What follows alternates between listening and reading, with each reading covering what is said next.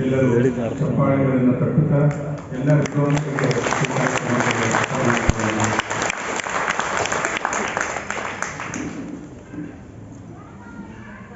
ಲೌಕಿಕ ದೃಷ್ಟಾಂತಗಳನ್ನು ಕೊಡುತ್ತಾ ಅಲೌಕಿಕ ತತ್ವಗಳು ಹಾಗೂ ವಿಷಯಗಳನ್ನು ನಮಗೆ ತಿಳಿ ಹೇಳಲಿಕ್ಕೆ ಹಿನ್ನರಿನ ವಿದ್ವಾಂಸರು ಇವತ್ತು ನಮ್ಮ ಜೊತೆಗೆ ಬಂದಿದ್ದಾರೆ. ಎಲ್ಲ ಭಕ್ತಾದಿಗಳ ಪರವಾಗಿ ಅವರಲ್ಲಿ ಶಿರಸಾಷ್ಟಾಂಗ ಪ್ರಣಾಮಗಳನ್ನು ಮಾಡ್ತಾ ಈ ಕಾರ್ಯಕ್ರಮವನ್ನು ನಡೆಸಿಕೊಡಬೇಕು ಅಂತ ಹೇಳಿ ಅವರಲ್ಲಿ ಪ್ರಾರ್ಥನೆಯನ್ನು ಮಾಡ್ತಾ ಇದ್ದಾರೆ.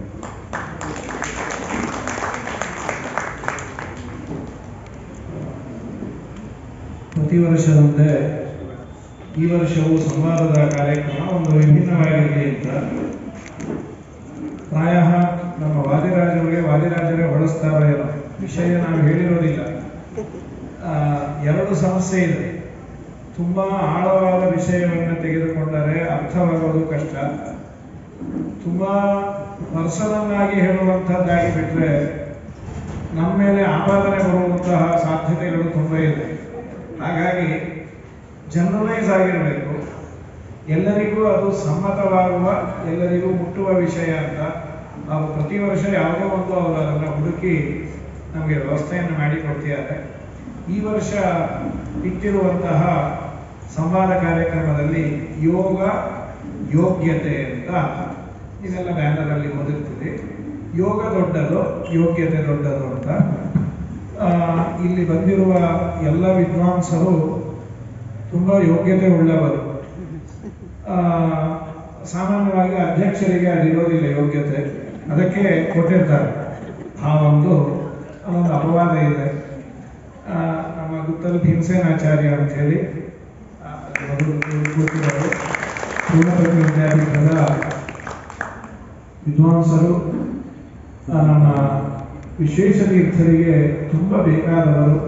ಚೆನ್ನಾಗಿ ಅಧ್ಯಯನವನ್ನು ಮಾಡಿ ಸಮಗ್ರ ಶ್ರದ್ಧೆಯನ್ನು ಪರೀಕ್ಷೆಯನ್ನು ಕೊಟ್ಟು ಈಗ ಅವರೊಂದು ಯೂಟ್ಯೂಬನ್ನು ನಡೆಸ್ತಾ ಇದ್ದಾರೆ. ಯೂಟ್ಯೂಬಿನಲ್ಲಿ ಆಚಾರ್ಯ ರಾಯರ ಕೃಪೆ ಅಂತ ಅನೇಕ ಜನ ಅದಕ್ಕೆ ಸಬ್ಸ್ಕ್ರೈಬ್ ಆಗಿದ್ದಾರೆ.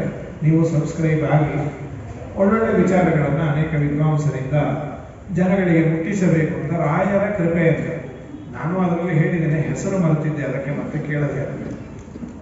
ತುಂಬ ಒಳ್ಳೆ ವಿಷಯವನ್ನು ಕೊಡ್ತಾರೆ. ವಿಶೇಷವಾಗಿ ಸಂಜಯ ನಗರದ ಮಠದ ಪೂರ್ಣ ಜವಾಬ್ದಾರಿಯನ್ನು ಬೇಲಾವರ ಸ್ವಾಮಿಗಳು ಇವರ ಮೇಲೆ ಹಾಕಿ ಹೋಗಿದ್ರು. ಹಾಕಿದ್ದಕ್ಕೆ ಸಾರ್ಥಕ ಆಗುವಂತೆ ಬಹಳ ಚೆನ್ನಾಗಿ ಅದನ್ನು ಬೆಳೆಸ್ಯಾರ. ಸಂಜಯ ನಗರದ ಮಠ ಅದರ ಹಿಂಭಾಗದ ಸೈಟು ಆಗಿ ದೊಡ್ಡ ಬಿಲ್ಡಿಂಗ್ ಬಹಳ ಚೆನ್ನಾಗಿ ಆಗಿದೆ. ಸಂಜಯ ನಗರ ನೋಡಿದವರಿಗೆ ಅದು ಇವರ ಪರಾಕ್ರಮ, ಇವರ ಯೋಗ್ಯತೆಯ ಪರಿಚಯ ಆಗುತ್ತೆ. ಮತ್ತೊಬ್ಬ ದೊಡ್ಡ ವಿದ್ವಾಂಸರು ಸವ್ಯಸಾಚಿ ಧನಂಜಯಾಚಾರ್ ದರೂರ್ ಅಂತ ಹೇಳಿ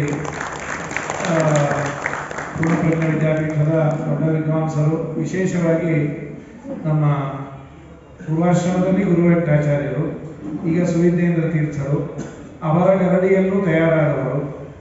ಇವರ ಉಪನ್ಯಾಸ ಕೇಳಿದ್ರೆ ಅವರು ಕೇಳೋದೇ ಬೇಡ, ಅಷ್ಟು ಸುಂದರವಾಗಿ ವ್ಯವಸ್ಥಿತವಾಗಿ ಉಪನ್ಯಾಸ ಅಷ್ಟೇ ಅಲ್ಲ, ಇವರೆಲ್ಲ ಕ್ಷೇತ್ರದಲ್ಲಿ ಪೌರೋಹಿತ್ಯ ಕೇಳ್ತೀರಾ, ಪರಿಪೂರ್ಣತೆ, ಆದಮೇಲೆ ಒಳ್ಳೆ ಪಾಠವನ್ನು ಮಾಡ್ತೀರಾ, ತುಂಬ ಚೆನ್ನಾಗಿ ವಾಕ್ಯಾರ್ಥವನ್ನು ಮಾಡೋದ, ಎಲ್ಲದರಲ್ಲೂ ಸವ್ಯಸಾಚಿ ಧನಂಜಯಾಚಾರ್ಯ. ಈಗ ಪೂರ್ಣಪ್ರಮತಿ ಅಂತ ಒಂದು ಶಾಲೆ ನೀವೆಲ್ಲ ಕೇಳಿರಬಹುದು, ಬಹಳ ಚೆನ್ನಾಗಿದೆ. ಕೆಲವೇ ವರ್ಷದಲ್ಲಿ ಅತಿ ಎತ್ತರಕ್ಕೆ ಬಂದಂತಹ ಶಾಲೆ ಪೂರ್ಣಪ್ರಮತಿ ಅನ್ನುವಂತಹ ಶಾಲೆ. ಅದರ ಡೈರೆಕ್ಟರ್ ಆಗಿ ಕೆಲಸ ಮಾಡ್ತಿದ್ದಾರೆ. ಅನೇಕ ಕಡೆ ಡೈರೆಕ್ಟರ್ ಆಗಿ ಕೆಲಸ ಮಾಡಿರೋರು. ದಿಲ್ಲಿಯಲ್ಲಿ ಸಂಶೋಧನಾ ಮಂದಿರದಲ್ಲಿ ಡೈರೆಕ್ಟರ್ ಆಗಿ ಕೆಲಸ ಮಾಡಿ, ಪುಣೆಯಲ್ಲಿ ಡೈರೆಕ್ಟರ್ ಆಗಿ ಕೆಲಸ ಮಾಡಿ, ನಿಮ್ಮ ಬುದ್ಧಿ ಬೇರೆಯವರಿಗೆ ಉಪಯೋಗ ಬೀಳೋದಕ್ಕಿಂತ ನಮ್ಮ ಪೂರ್ಣಪ್ರಜ್ಞಾಚಾರ್ಯರಿಂದ ಅಥವಾ ಅವರ ಅನುಯಾಯಿಗಳಿಂದ ನಿರ್ಮಾಣವಾದ ಸಂಸ್ಥೆಗೆ ಉಪಯೋಗ ಬೀಳಲಿ ಅಂತ ಇಲ್ಲಿಗೆ ಅವರನ್ನು ಕರೆಸಿಕೊಂಡು ಅದರ ಡೈರೆಕ್ಟರ್ ಆಗಿ ತುಂಬ ಅದ್ಭುತವಾದ ಕೆಲಸವನ್ನು, ಒಳ್ಳೊಳ್ಳೆ ಹುಡುಗರು, ಒಳ್ಳೆ ಸಂಸ್ಕಾರವಂತರು ಅದರಿಂದ ಬರುವಂತೆ ಮಾಡಿದ್ದಾರೆ. ಅಂತಹ ಧನಂಜಯಾಚಾರ್ಯರನ್ನ ಇಲ್ಲಿಗೆ ಎಲ್ಲ ವಿದ್ವಾಂಸರನ್ನು ಸ್ವಾಗತ ಮಾಡ್ತಾ, ಗುತ್ತಲಾಚಾರ್ಯರನ್ನ ಹಾಗೂ ಧನಂಜಯಾಚಾರ್ಯರನ್ನ ಸ್ವಾಗತ ಮಾಡಿ, ಮತ್ತೊಬ್ಬ ವಿದ್ವಾಂಸರು ನಮ್ಮ ವಾಯಿ ಪ್ರಭಂಜನಾಚಾರ್ಯ. ಆ ವಾಯಿ ಇರೋದ್ರಿಂದ ಸುಧಾಮಂಗಲದಲ್ಲಿ ಎಲ್ಲರೂ ಬಿಡ್ತಾರೆ ಬಾಯಿ. ಅವರು ಪೂರ್ಣಪ್ರಜ್ಞ ವಿದ್ಯಾಪೀಠದ ವಿದ್ಯಾರ್ಥಿಗಳಿಗೆ ಪೇಜಾವರ ಸ್ವಾಮಿಗಳು ಆರ್ಡರ್ ಮಾಡ್ತಾರೆ. ಇವರು ಸುಧಾಮಂಗಲದಲ್ಲಿ ಇನ್ನೆಲ್ಲರೂ ಬಾಯಿ ಬಿಡದಂತೆ ಇವ್ರು ಮಾತ್ರ ಬಾಯಿ ಬಿಡ್ತಾ ಇರೋ ಥರ ನೋಡ್ಕೊಂಬ ಜವಾಬ್ದಾರಿ ವಾಯಿ ನಿಮ್ಮದು ಅಂತ.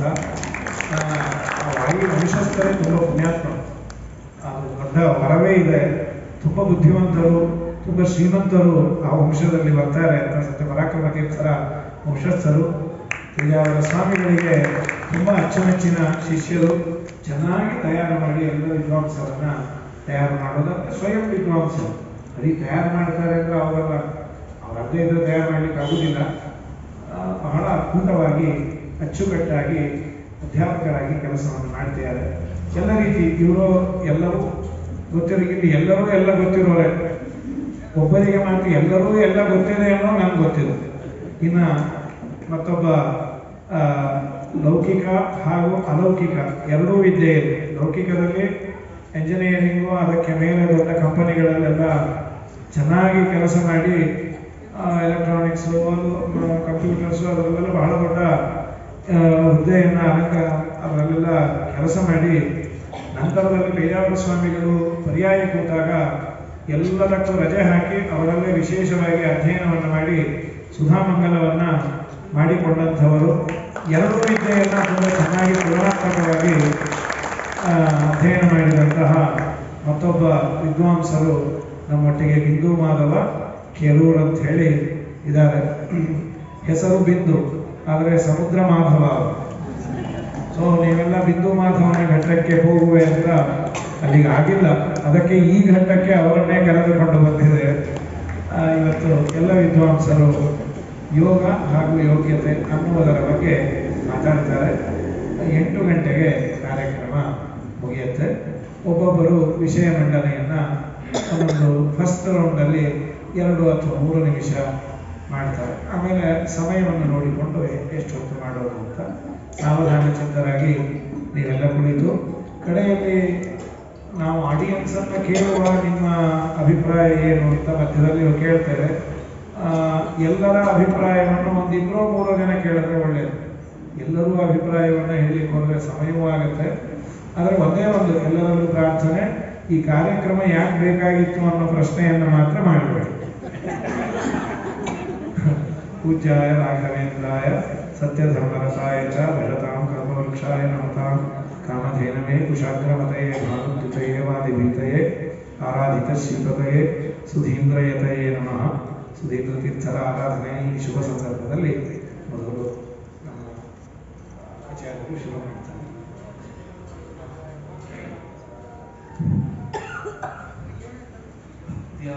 ಸ್ತುತ್ಯಾ ವಿರಕ್ತ್ಯಾ ಭಜದಮಲಗಣೋನ್ನತ್ಯ ಭೂತ್ಯರ್ಪಕಾಯ क्षित्यामत्यल्पभृतेष्वपि कुजनकृतौद्धत्य भूत्यारकाय कर्त्रे धर्त्रे सहर्त्रे दयमुखहरये समुद्रपात्रे नमस्ते तस्मै तस्मैति तस्मन्मनसि कृतकथा विस्मृतौ स्मारकाय योऽन्तः प्रविश्य मम वाचमिमां प्रसुप्तां सञ्जीवयत्यखिलशक्तिधरस्वधाम्ना अन्यांश्च हस्तचरणश्रवणत्वगादीन् प्राणान्नमो भगवते पुरुषाय तुभ्यं तपस्वाध्याय शुश्रूषा कृष्णपूजारतं मुनिं विश्वेशमिष्टदं वन्दे परिव्राट् चक्रवर्तिनं श्री गुरुभ्यो नमः हरिः ओम्. ಇವತ್ತಿನ ಆರಾಧ್ಯ ಪುರುಷರಾದ ಹಾಗೆ ನಾಳೆಯ ದಿನ ಆರಾಧ್ಯ ಪುರುಷರಾದ ಸುಧೀಂದ್ರ ತೀರ್ಥರು ಹಾಗೂ ಆದಿರಾಜ ಗುರು ಸಾರ್ವಭೌಮರನ್ನ ಭಕ್ತಿ ಶ್ರದ್ಧಾ ಪೂರ್ವಕವಾಗಿ ನಮಸ್ಕಾರವನ್ನ ಮಾಡ್ತಾ, ಯೋಗ ದೊಡ್ಡದೋ ಅಥವಾ ಯೋಗ್ಯತೆ ದೊಡ್ಡದೋ ಅಂತ ಒಂದು ಚರ್ಚೆಗೆ ವಿಷಯವನ್ನು ಇಟ್ಟಿದ್ದಾರೆ. ನನಗನ್ನಿಸುತ್ತೆ ಯೋಗವೂ ದೊಡ್ಡದಲ್ಲ, ಯೋಗ್ಯತೆಯೂ ದೊಡ್ಡದಲ್ಲ, ಹಣೆ ಬರಹ ದೊಡ್ಡದು. ನಮ್ದೆಲ್ಲ ಎಂಥ ಪರಿಸ್ಥಿತಿ ಅಂದ್ರೆ ಅಲ್ಲಿದ್ದವ್ರಿಗೆ ಕಡಲೆ ಇರಲ್ಲ, ಕಡಲೆ ಇದ್ದವ್ರಿಗೆ ಹಲ್ಲಿಲ್ಲ. ನೀವ್ ಯಾರಿಗೆಲ್ಲ ಯೋಗ ಇದೆ ಅಂತ ಹೇಳ್ತೀರೋ ಅವರಿಗೆ ಯೋಗ್ಯತೆ ಇರಲ್ಲ ಕೆಲವೊಂದು ಸಂದರ್ಭದಲ್ಲಿ. ಯಾರಿಗೆಲ್ಲ ಯೋಗ್ಯತೆ ಇದೆ ಅಂತ ನಾವು ಅನ್ಕೊಂಡಿರ್ತೇವೆ ಅವರಿಗೆ ಯೋಗವೇ ಬರಲ್ಲ, ದುರಂತ ಅಂತ. ಹಾಗಾದ್ರೆ ಈ ಯೋಗ ಯೋಗ್ಯತೆ ಅನ್ನೋದು ಎರಡು ಏನಿದೆ, ಇದು ಯಾವತ್ತೂ ಕೂಡ ಹಾವು ಮುನ್ಸಿ ತರ ಇದೆ. ಹಾವು ಮುನ್ಸಿ ಯಾವತ್ತಾದ್ರೂ ಕೂಡ ಒಟ್ಟಿಗೆ ಇರ್ಲಿಕ್ಕೆ ಸಾಧ್ಯನಾ? ಹಾಗಾಗಿ ನನ್ನ ಪ್ರಕಾರ ಯೋಗವೂ ದೊಡ್ಡದಲ್ಲ, ಯೋಗ್ಯತೆಯೂ ದೊಡ್ಡದಲ್ಲ, ಇದಕ್ಕಿಂತಲೂ ಮಿಗಿಲಾದದ್ದು ಯಾವುದು ಅಂತ ಬಿಟ್ರೆ ಆ ಭಗವಂತ ಬರೆದಂತ ಯಾವ ಹಣೆ ಬರಹ ಇದೆ ಆ ಹಣೆ ಬರಹವೇ ನನ್ನ ಪ್ರಕಾರ ದೊಡ್ಡದು ಅಂತ ನಾನು ಭಾವಿಸ್ತೇನೆ ಹೊರತು ಆದ್ದರಿಂದ ಯೋಗವೂ ಬೇಡ ನಮಗೆ. ನಾವು ಆ ಯೋಗ ಬರುತ್ತೆ ಬೆಳಿಗ್ಗೆ ಎದ್ರೆ ತಾಕ ಬ್ರಹ್ಮಾಂಡ ಗುರುಜಿದೋ ಇನ್ಯಾವುದೋ ನೋಡ್ತಾ ಕೂತಿರ್ತೇವೆ. ಗಜಕೇಸರಿ ಯೋಗ ಅಂತಾರೆ, ಇನ್ಯಾವ್ದ್ಯಾವ್ದೋ ಯೋಗ ಅಂತಾರೆ, ಕೇಳಲಿಕ್ಕಷ್ಟೇ ಆಗ ಹೋಗ್ಬಿಟ್ಟಿರತ್ತೆ. ಬಂದು ಹೋಯ್ತೋ ಬಿಟ್ಟೋಯ್ತೋ ನಮಗೇನಾಯ್ತೋ ಗೊತ್ತೇ ಇಲ್ಲ. ಹೋಗ್ಲಿ, ನಮಗೆ ಯೋಗ್ಯತೆ ಇದೆ ಅನ್ನೋದಾದ್ರೆ ಈಗ ಗೊತ್ತಾಗ್ತದೆ. ಅದು ನಮಗಂತೂ ಗೊತ್ತಿಲ್ವೇ, ನಮ್ಮ ಯೋಗ್ಯತೆ ಇನ್ನೊಬ್ಬರಿಗಂತೂ ಗೊತ್ತಾಗಲ್ವೇ? ಯೋಗ್ಯತೆಯೂ ಗೊತ್ತಾಗಲ್ಲ, ಯೋಗವೂ ಗೊತ್ತಾಗಲ್ಲ. ಅದಕ್ಕೆ ನಾವು ಆಚಾರಕ್ಕೆ ಪ್ರಾರ್ಥನೆ ಮಾಡ್ತೇವೆ, ನಮಗೆ ಇದು ಎರಡೂ ಬೇಡ, ದೇವರ ಹಣೆ ಬರಹ ಚೆನ್ನಾಗಿ ಬರೀಲಿ ಸಾಕು.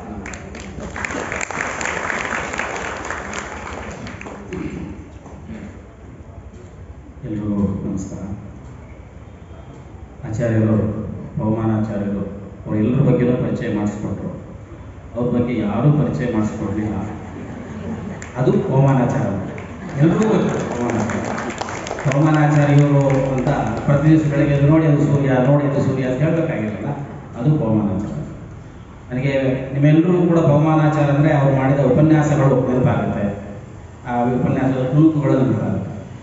ನನಗೆ ಪವಮಾನಾಚಾರ್ಯ ನೋಡಿದಾಗೆಲ್ಲ ನೆನಪಾಗೋದು ಅವರು ಪಾಜಕದಲ್ಲಿ ಸುಧಾ ಅನುವಾದವನ್ನು ಮಾಡ್ತಾರೆ. ನಮ್ಮ ಗುರುಗಳ ಎದುರುಗಡೆ, ಬೇಜಾರು ಸ್ವಾಮಿಗಳ ಎದುರುಗಡೆ ಎಷ್ಟು ಅದ್ಭುತವಾಗಿತ್ತು ಅಂತ.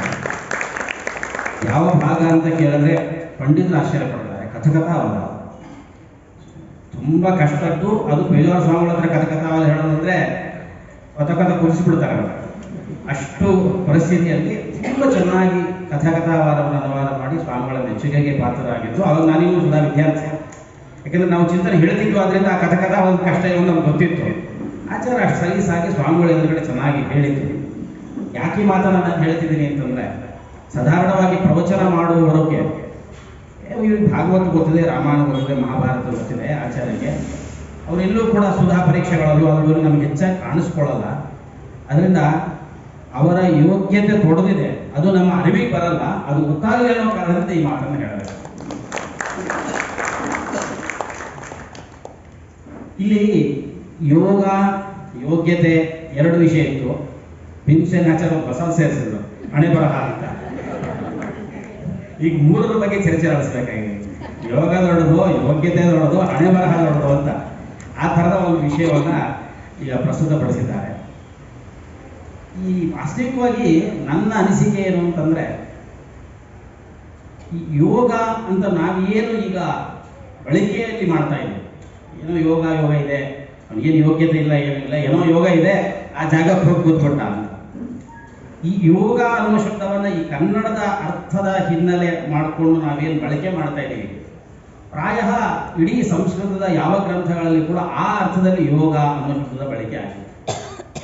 ಯೋಗ ಅಂತಂದ್ರೆ ನಮಗೆ ಗೊತ್ತಿರುವ ಹಾಗೆ ಅನೇಕ ಯೋಗಗಳಿದ್ದಾವೆ. ಈ ಭಗವದ್ಗೀತೆ ತೆಗೆದ್ರೆ ಅಲ್ಲಿ 3 ಯೋಗ ಸಿಗುತ್ತೆ: ಕರ್ಮಯೋಗ, ಜ್ಞಾನ ಯೋಗ, ಭಕ್ತಿ ಯೋಗ.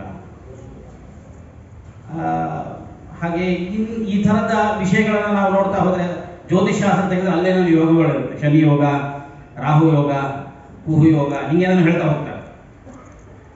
ಈ ಯಾವ ಯೋಗ ಇದೆಲ್ಲೋ ಯೋಗ ಯೋಗ ಯೋಗ ಅಂತ ಬರ್ತಿದೆಯಲ್ಲ, ಆ ಯಾವ ಯೋಗಕ್ಕೂ ನಾವು ಏನು ಕನ್ನಡದಲ್ಲಿ ಏನು ಅರ್ಥವನ್ನು ಅನ್ಕೋತಾ ಇದ್ವು ಆ ಯೋಗ ಅನ್ನೋ ಅರ್ಥ ಎಲ್ಲೂ ಇಲ್ಲ.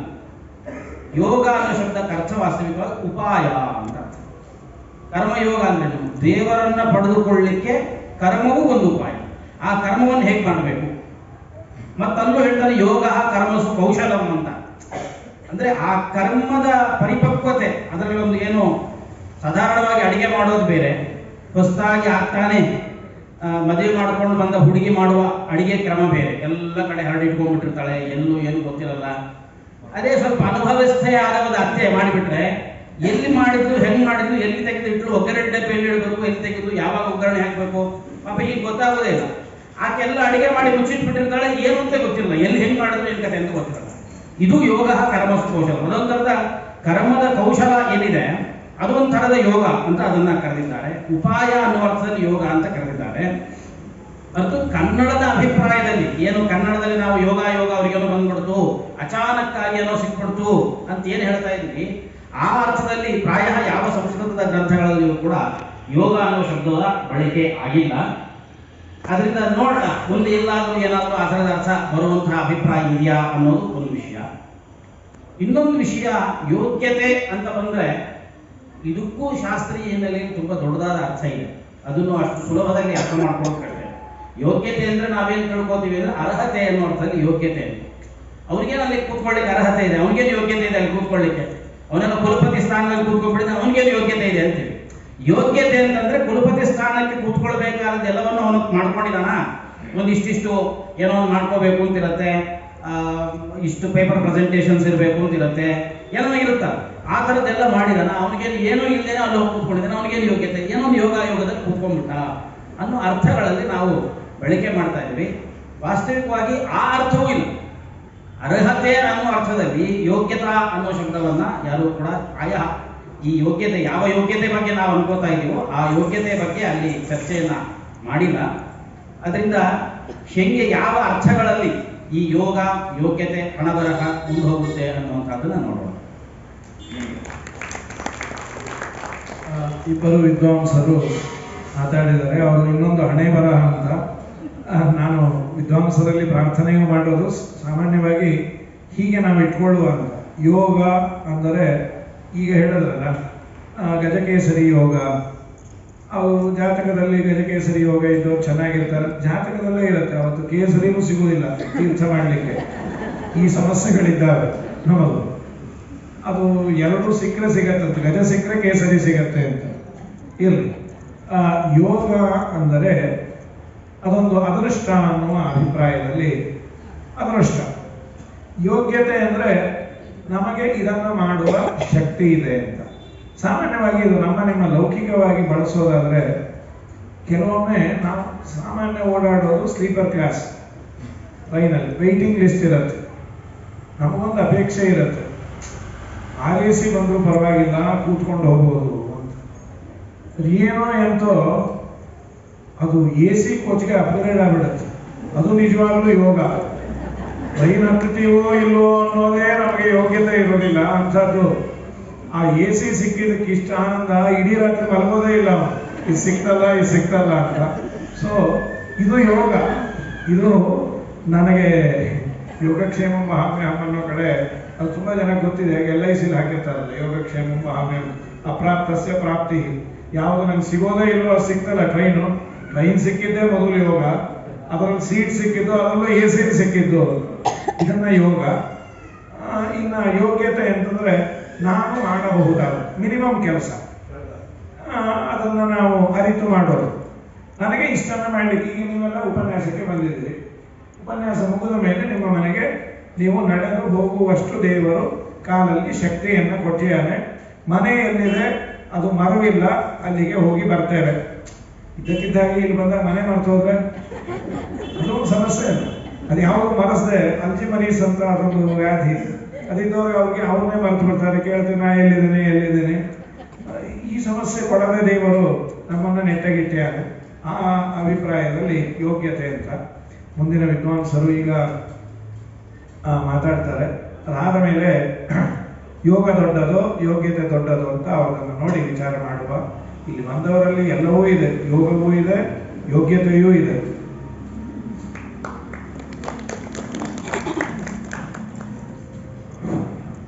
ಹರಿವಾಯು ಗುರುಭ್ಯೋ ನಮಃ. ಪವಮಾನಾಚಾರ್ಯರು ಹೇಳಿದ್ರಾಗಲೇ ಅಲ್ವಾ, ಎಲ್ಲರ ಬಗ್ಗೆ ಹೇಳಿದ್ರು. ಇವತ್ತು ಯೂಟ್ಯೂಬ್ ಆಚಾರ್ಯರು ಅಂತ ಅವರಿಗೆಲ್ಲರೂ ಕರೆಯೋದು. ಹಾಗಾಗಿ ಧನಂಜಯಾಚಾರ್ಯ ಹೇಳಿದಂತೆ ಅಷ್ಟು ಇವತ್ತು ಯೂಟ್ಯೂಬ್ ಅಂದರೆ ಪವಮಾನಾಚಾರ ಅಂದರೆ ಯೂಟ್ಯೂಬ್ ಅಂತ ಆಗೋಗಿದೆ. ಯೋಗ ಯೋಗ್ಯತೆ ಎರಡರ ಬಗ್ಗೆ ಕೇಳ್ತಾ ಇದ್ದೇವೆ. ಅದಕ್ಕೆ ಹೊಸದಾಗಿ ನಮ್ಮ ಭೀಮಸೇನಾಚಾರ್ಯರು ಹೇಳಿದ್ದು ಹಣೆ ಬರಹ ಅಂತ. ಸೊ ನಾನು ಹಣೆಯ ಬರಹವನ್ನ ಯೋಗದಲ್ಲೇ ಅದನ್ನ ಪರಿವರ್ತನೆ ಮಾಡಬೇಕು ಅಂತ ನನಗೆ ಅನಿಸ್ತಾ ಇದೆ. ಅದ್ರ ಜೊತೆಗೆ ಇನ್ನೊಂದನ್ನು ಸೇರಿಸಿದ್ರೆ ಸರಿ ಅಂತ ಅನಿಸ್ತಾ ಇದೆ ನನಗೆ, ಕ್ಷೇಮ ಅಂತಕ್ಕಂಥದ್ದು. ಕ್ಷೇಮ ಅಂತ ಆಗಲೇ ಹೇಳಿದ್ರು, ನಾನು ಏನೊಂದು ಹೇಳ್ಬೇಕು ಅನ್ಕೊಂಡಿದ್ದೆ, ಅದನ್ನ ಪವಮಾನಾಚಾರ್ಯ ಹೇಳಿದ್ರು, ಅಪ್ರಾಪ್ತಸ್ಯ ಪ್ರಾಪ್ತಿ ಅಂತ. ಹಾಗಾಗಿ ಸಿಗದೇ ಇದ್ದದ್ದು ಸಿಕ್ಕರೆ ಅದು ಯೋಗ. ಹಾಗಾಗಿ ಸಿಕ್ಕದ್ದನ್ನ ಉಳಿಸ್ಕೊಳ್ಳೋದು ಕ್ಷೇಮ. ಆಮೇಲೆ ಇವತ್ತಿನ ಒಂದು 2-3 ಲೌಕಿಕ ಉದಾಹರಣೆಯನ್ನು ನೋಡಿದಾಗ ನಮ್ಗೆ ಗೊತ್ತಾಗುತ್ತೆ. ಆಮೇಲೆ ಯೋಗ್ಯತೆ ಹೇಳಬೇಕಾದ್ರೆ ಅದನ್ನ ಮುಂದುವರಿಸ್ಕೊಂಡು ಏನು ಯೋಗ ಬಂದಿರುತ್ತೆ, ಯೋಗ ಮತ್ತೆ ಕ್ಷೇಮ, ಅದು ಕ್ಷೇಮದಿಂದ ಇರಬೇಕು ಅಂತ ಆದ್ರೆ ಆಗ ಯೋಗ್ಯತೆ ಅನ್ನೋದು ಬೇಕು. ಹಾಗಾಗಿ ಇವತ್ತಿನ ತಾಂತ್ರಿಕ ಯುಗದಲ್ಲಿ ಇವೆರಡೂ ಬೇಕೇ ಬೇಕು. ಹೇಗೆ ಇವತ್ತು ಯಾವುದೋ ಒಂದು ಇಂಜಿನಿಯರಿಂಗೋ ಮೆಡಿಕಲ್ಲೋ ಏನೋ ಓದ್ತಿರ್ತಾನೆ, ಅವನಿಗೆ ಎಲ್ಲ ಕ್ಯಾಂಪಸ್ ಅವ್ರಿಗೆ ಎಲ್ಲರಿಗೂ ಸೆಲೆಕ್ಟ್ ಆಗ್ತಾ ಇರುತ್ತೆ. ಆದರೆ ಇವನಿಗಿಂತ ಭಾರಿ ಜಾಣರಿದ್ದವ್ರು ಇರ್ತಾರೆ, ಅವ್ರಿಗೇನೋ ಸೆಲೆಕ್ಟ್ ಆಗಿರೋದಿಲ್ಲ, ಏನೇನೋ ಆಗಿರುತ್ತೆ. ಆದರೆ ಇವನಿಗೆ ಇದ್ದಕ್ಕಿದ್ದಂಗೆ ಲಾಟ್ರಿ ಹೊಡೆದ್ಬಿಡುತ್ತೆ ಅಲ್ವಾ. ಈಗ ಹೇಳಿದ್ರಲ್ಲ ನಮ್ಮ ಪವಮಾನಾಚಾರ್ಯರು, ಹಾಗೆ ಇವತ್ತಿನ ಯುಗದಲ್ಲಿ ಯೋಗವನ್ನ ನಾವು ಅನುಭವಕ್ಕೆ ತಗೊಂಡ್ಬರೋದು ಬಹಳ ಸುಲಭವಾದದ್ದು ಅಲ್ವಾ. ಅವಾಗ ಏನಾಗಿರುತ್ತೆ, ಯಾರೋ ಬಂದಿರ್ತಾರೆ, ನೋಡ್ತಾರೆ, ಏನೋ ಕೇಳ್ತಾರೆ, ಏನೋ ಒಂದು ಶಿಫಾವಳಿ ಹತ್ತತ್ತೆ, ಅಥವಾ ಇವ್ರಿಗೆ ಯಾರೋ ಇಂಟರ್ವ್ಯೂ ಅವ್ರು ಏನೋ ಹೇಳ್ತಾರೆ, ಹೇಳಿಕ್ಕಿದ್ದಕ್ಕಿದ್ದಂಗೆ ಇವನನ್ನ ಕ್ಯಾಂಪಸ್ ಅಲ್ಲೋ ಎಲ್ಲೋ ಸೆಲೆಕ್ಷನ್ ಮಾಡಿಬಿಡ್ತಾರೆ. ಅದು ಯೋಗ. ಯೋಗ ಬಂದ ಮೇಲೆ ಆಗ ಏನ್ ಮಾಡ್ಬೇಕಾಗತ್ತೆ, ಇವನು ಅದನ್ನು ಉಳಿಸ್ಕೊಂಡು ಹೋಗ್ಬೇಕಲ್ವಾ. ಕಂಪನಿ ಜಾಯಿನ್ ಆಗ್ತಾನೆ. ಜಾಯಿನ್ ಆದ ಮೇಲಿಂದ ಅಯ್ಯೋ ಅದೇ ಸಿಕ್ಕಿದೆ ಅಂತ ಅದೇ ಗುಂಗಿನಲ್ಲಿ ಅಂತ ಒಂದು ಸ್ಟೆಪ್ 1 ಹೇಳಿದ್ರು. ಆ ಸ್ಟೆಪ್ 2 ಏನು ಅಂತಂದ್ರೆ, ಆಗ ಇವನಲ್ಲಿ ಯೋಗ್ಯತೆ ಇಲ್ಲದೇ ಇದ್ರು ಸಹಿತ ಅವನು ಯೋಗ ಬಂದದ್ದನ್ನ ಉಳಿಸ್ಕೊಳ್ಬೇಕು ಅಂತಾದ್ರೆ ಆಗ ಯೋಗ್ಯತೆಯನ್ನೇ ಬೆಳೆಸ್ಕೊಳ್ಬೇಕಾಗತ್ತೆ. ಇವತ್ತು ಇಂಗ್ಲಿಷ್ನಲ್ಲಿ ಅನೇಕ ಇದಕ್ಕೆ ಸಂಬಂಧಿಸಿದಂತಹ ಗಾದೆಗಳಿದೆ.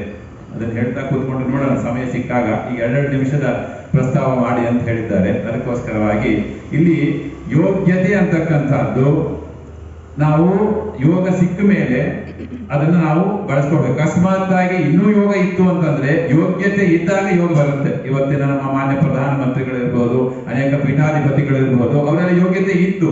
ಯೋಗ್ಯತೆ ಇದ್ದಾಗ ಆಗ ಯೋಗವೂ ಕೂಡಿ ಬಂದರೆ ಅದಕ್ಕೆ ಹಾಲಿಗೆ ಸಕ್ಕರೆ ಬರದಂತೆ ಅನ್ನುವಂಥದ್ದು ನನ್ನ ಅಭಿಪ್ರಾಯ. ಶ್ರೀ ಗುರುಭ್ಯೋ ನಮಃ. ಹರಿ ಓಂ. ಆಚಾರ್ಯರೆಲ್ಲ ಎಷ್ಟು ಗಹನವಾದ ವಿಷಯ ಅನ್ನಲಿಕ್ಕೆ ಎಷ್ಟು ವಿಭಾಗವನ್ನು ಮಾಡಿದ್ರು ಅನ್ನೋದು ನೋಡಬೇಕು. ಯೋಗ ಅನ್ನೋದಕ್ಕೆ ಈ ಥರನೋ ಈ ಥರನೋ ಅಂತ ವಿಚಾರ ಮಾಡುವಷ್ಟು ಒಂದು ಸಂವಾದವೇ ಇದಕ್ಕೆ ಬೇಕಾಗತ್ತೆ. ಅಷ್ಟು ಗಹನವಾದ ವಿಷಯ ಇದು. ನಾನು ಯೋಗ ಬೇಕು, ಆದರೆ ಯೋಗ್ಯತೆ ಇದ್ದಾಗ ಮಾತ್ರ ಅದು ಸಾರ್ಥಕ ಅಂತ ನಾನು ಹೇಳ್ತೇನೆ. ನಾವು ಯೋಗ ಅಂತಂದು ಹೇಳಿದ್ರೆ ನಮಗೇನೋ ಒಂದು ಅದೃಷ್ಟವಶಾತ್ ಏನಾದರೂ ಜನ್ಮಾಂತರದಲ್ಲಿ ಪುಣ್ಯ ಮಾಡಿದ್ರೆ ಇದು ಸಿಗಲಿ ಅಂತ ಅಂದುಕೊಂಡಿರ್ತೇವಲ್ಲ, ಇದು ಯೋಗ ಅನ್ನೋ ಅಭಿಪ್ರಾಯವನ್ನು ಇಟ್ಕೊಂಡು ನಾನು ಹೇಳ್ತೇನೆ. ಯೋಗ್ಯತೆ ಅಂತಂದ್ರೆ ಅದನ್ನು ಗಳಿಸುವ ಸಾಮರ್ಥ್ಯ ಅವನಲ್ಲಿ ಇದೆಯೋ ಇಲ್ವೋ, ಇದು ಯೋಗ್ಯತೆ ಅನ್ನೋ ಅಭಿಪ್ರಾಯವನ್ನು ನಾನು ಇಟ್ಕೊಂಡಿದ್ದೆ. ಕೆಲವೊಂದಿಷ್ಟು ಕೋತಿಗಳಿಗೆ ಕಾಡಿನಲ್ಲೆಲ್ಲ ಸಂಚಾರ ಮಾಡ್ತಾ ಇರಬೇಕಾದ್ರೆ ಅದೃಷ್ಟವಶಾತ್ ಅಮೂಲ್ಯವಾದಂತಹ ವಜ್ರವೋ ರತ್ನವೋ ಇದೆಲ್ಲ ಸಿಗತ್ತೆ. ಅದೃಷ್ಟವಶಾತ್ ಸಿಗತ್ತೆ. ಆದರೆ ಅಂತಹ ಅಮೂಲ್ಯವಾದ ವಸ್ತು ಅಂತ ಅದು ಗೊತ್ತಿಲ್ಲ, ಯೋಗ್ಯತೆ ಇಲ್ಲ, ಅದನ್ನು ತಿಳಿದುಕೊಳ್ಳುವ ಯೋಗ್ಯತೆ ಇಲ್ಲ. ಅದೃಷ್ಟವಶಾತ್ ಸಿಕ್ಕದ್ದು ಯೋಗ್ಯತೆ ಇಲ್ಲ ಅಂದ್ರೆ ಹಾಳಾಗಿ ಹೋಗ್ಬಿಡುತ್ತೆ. ಕೆಲವೊಮ್ಮೆ ಯೋಗವೇ ದೊಡ್ಡದು ಅಂತ ಅನ್ಸುತ್ತೆ. ಹಾಗೆ ಒಂದು ಚಿಕ್ಕ ಪರೀಕ್ಷೆ ದೃಷ್ಟಾಂತವನ್ನು ಕೊಟ್ಟು ಹೇಳ್ತಾರೆ, ನಡೆದಿದ್ದು.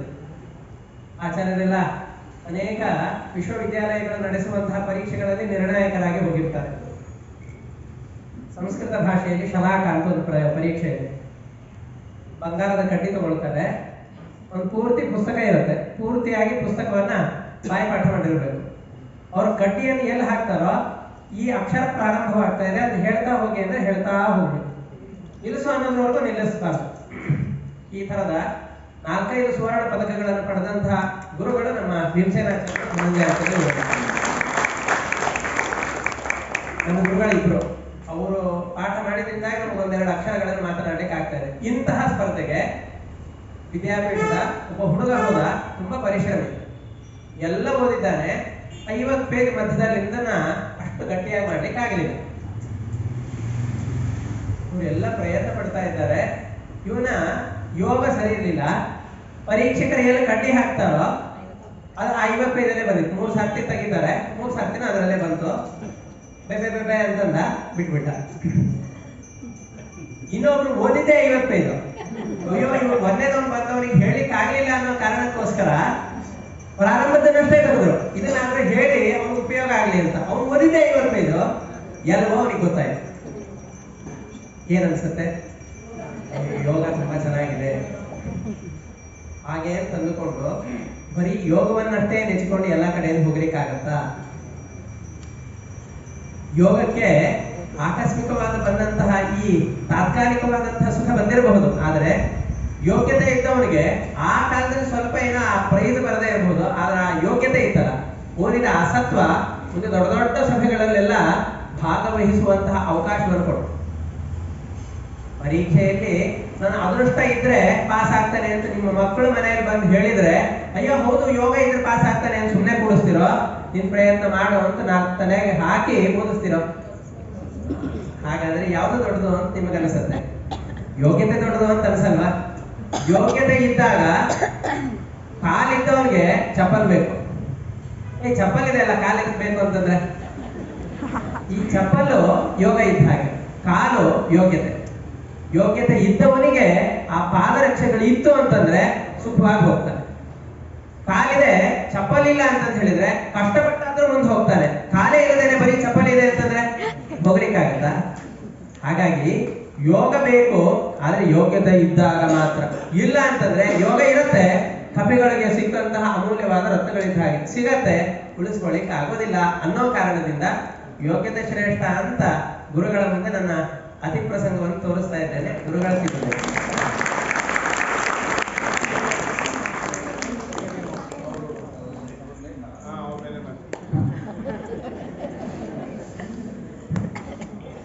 ಬಿಂದು ಮಾಧವಾಚಾರ್ಯರು ಹಾಗೆ ನಮ್ಮ ವಾಯಿ ಆಚಾರ್ಯರು ಇಬ್ಬರು ಕೂಡ ಯೋಗ್ಯತೆ ಇದ್ರೆ ಯೋಗ ಬರುತ್ತೆ ಅಲ್ವಾ? ಯೋಗ್ಯತೆ ಇದ್ರೆ ಯೋಗ ಬರುತ್ತೆ. ನಮಗೆ ಕಂಡಿಲ್ಲ,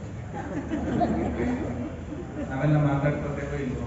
ಅವ್ರಿಗೆ ಯೋಗ್ಯತೆ ಇದ್ರಿ, ಅವರಿಗೆ ಜೀವನದಲ್ಲಿ ಯೋಗ ಬರಲಿಲ್ಲ ಹೇಳ್ತೇವೋ ಇಲ್ಲ? ಇನ್ನೂ ಒಂದು ಹೇಳ್ತೇನೆ, ಯೋಗ್ಯತೆ ಇಲ್ಲದೆ ಇದ್ರೂ ಯೋಗ ಬರುತ್ತೆ. ಅವ್ರು ಯೋಗ್ಯತೆ ಇದ್ರೆ ಮಾತ್ರ ಯೋಗ ಬರುತ್ತೆ ಅಂದ್ರು. ಯೋಗ್ಯತೆ ಇಲ್ಲದೆ ಇದ್ರೂ ಯೋಗ ಬರೋದೊಂದು ಕಥೆಯನ್ನು ನಾವು ಭಾಗವತದಲ್ಲಿ ಕಾಣ್ತೀವಿ. ಧ್ರುವ ಮಹಾರಾಜನ ಕಥೆ ನಿಮಗೆಲ್ಲ ಗೊತ್ತಿದೆ. ಹಿಂದಿನ ಜನ್ಮದಲ್ಲಿ ನೀವೆಲ್ಲ ಏನಾಗಿದ್ದ? ವಿಷ್ಣು ಶರ್ಮಾ ಅನ್ನೋ ಒಬ್ಬ ಬ್ರಾಹ್ಮಣನಾಗಿದ್ದ. ಪಲ್ಲಕ್ಕಿಯಲ್ಲಿ ಕುತ್ಕೊಂಡು ರಾಜ ಹೋಗ್ತಾ ಇದ್ದ. ಹೋಗೋ ಸಂದರ್ಭದಲ್ಲಿ ನೋಡಿದಾಗ ಇನ್ನೊಂದು 6 ತಿಂಗಳ ತಪಸ್ಸು ಬಾಕಿ ಇತ್ತು. ನಾನು ರಾಜನಾಗಿದ್ರೆ ಅಂತ ಅನ್ಕೊಂಡ. ಮುಂದಿನ ಜನ್ಮದಲ್ಲಿ ರಾಜನಾದ್ರೆ ಏನೇನ್ ಆಗತ್ತೆ ಅನ್ನೋದನ್ನ ನೋಡು ಅಂತ ಕೊಟ್ಟದೆ ಅಲ್ವಾ? ತಾಯಿ ತೊಡೆ ಮೇಲೆ ಕುತ್ಕೊಳಿಕ್ ಹೋದ. ರಾಜನಾಗ್ಲಿಲ್ಲ, ಕುತ್ಕೊಳಿಕ್ ಹೋದ ತಕ್ಷಣನೇ ಅವನ ಯೋಗ್ಯತೆ ಇತ್ತ? ಅವನಿಗೇನು ಯೋಗ್ಯತೆ ಇರ್ಲಿಲ್ಲ. ಅವನ್ ಸುಮ್ಮನೆ ರಾಜ ಪಲ್ಲಕ್ಕಿಯಲ್ಲಿ ಹೋಗಬೇಕಾದ್ರೆ ಆ ರಾಜನನ್ನ ನೋಡಿ ನಾನು ರಾಜನಾದ್ರೆ ಅಂತ ಅನ್ಕೊಂಡ. ಅವಾಗ ಏನಾಯ್ತು? ದೇವರ ಯೋಗ ಕೊಟ್ಟ. ಹಾಗಾದ್ರೆ ಏನಾಯ್ತು ಅಂದ್ರೆ ಯೋಗ್ಯತೆ ಇಲ್ಲದೆ ಇದ್ದರೂ ಕೂಡ ಯೋಗ ಪ್ರಾಪ್ತಿ ಆಗತ್ತೆ. ಯೋಗ್ಯತೆ ಇದ್ದರೇನೆ ಎಲ್ಲಾ ಕಡೆಯೂ ಕೂಡ ಯೋಗ ಪ್ರಾಪ್ತಿ ಆಗತ್ತೆ ಅನ್ನೋದು ಮಾತ್ರ 100ಕ್ಕೆ 100ರಷ್ಟು ಸುಳ್ಳು, 100ಕ್ಕೆ 100ರಷ್ಟು ಸುಳ್ಳು ಅಂತ ನಾನು ಹೇಳ್ತೀನಿ. ಹಾಗಾಗಿ ನನ್ನ ಪ್ರಕಾರ ಯೋಗವೂ ದೊಡ್ಡದು, ಯೋಗ್ಯತೆಯೂ ದೊಡ್ಡದು. ನಿಮಗೊಂದು ಉದಾಹರಣೆ ಕೊಡ್ಬೇಕು ಅಂದ್ರೆ, ನಿಮ್ ಮಕ್ಕಳ ಹತ್ರ ಕೇಳಿ, ಅಮ್ಮ ಇಷ್ಟನಾ ಅಪ್ಪ ಇಷ್ಟ? ಮಕ್ಕಳೇನ್ ಹೇಳ್ತಾರೆ? ಯಾರು ಜಾಸ್ತಿ ಬೈತಾರೆ ನೋಡ್ರಿ, ಅವ್ರಿಗೆ ಅಮ್ಮ ನಂಗೆ ಜಾಸ್ತಿ ಬೈತಾಳೆ, ಅಪ್ಪ ಇಷ್ಟ ಅಂತ ಹೆಣ್ಮಗು ಹೇಳಿ. ಗಂಡ್ಮಗು ಆದ್ರೆ ಹಂಗಲ್ಲ, ಅಮ್ಮನ ಇಷ್ಟ. ಆದ್ರೆ ಕೊನೆಗೆ ಕೇಳಿದ್ರೆ ಅಮ್ಮನೂ ಇಷ್ಟ ಅಪ್ಪನೂ ಇಷ್ಟ. ಬೇಡ, ನಿಮಗೆ ಇನ್ನೂ ಸುಲಭ ದೃಷ್ಟ ಅಂತ ಕೊಡ್ಲಾ? ನಿಮಗೆ ಎಡಗಣ್ಣು ಇಷ್ಟನೋ ಬಲಗಣ್ಣು ಇಷ್ಟನೋ? ಎರಡೂ ಕಣ್ಣೋ ಇಲ್ವೋ? ಹಾಗೆ ಎರಡೂ ಕಣ್ಣಿನ ಸ್ಥಾನದಲ್ಲಿ ಇರ್ತಕ್ಕಂತ 2 ವಸ್ತುಗಳು ಯಾವ್ದು ಗೊತ್ತಾ? ಯೋಗ ಮತ್ತೆ ಯೋಗ್ಯತೆ. ಇವೆರಡೂ ಇದ್ರೆ ಮಾತ್ರ ಮನುಷ್ಯ ಜೀವನದಲ್ಲಿ ಶ್ರೇಯಸ್ಸನ್ನು ಪಡೆಯುತ್ತಾರೆ ಹೊರತು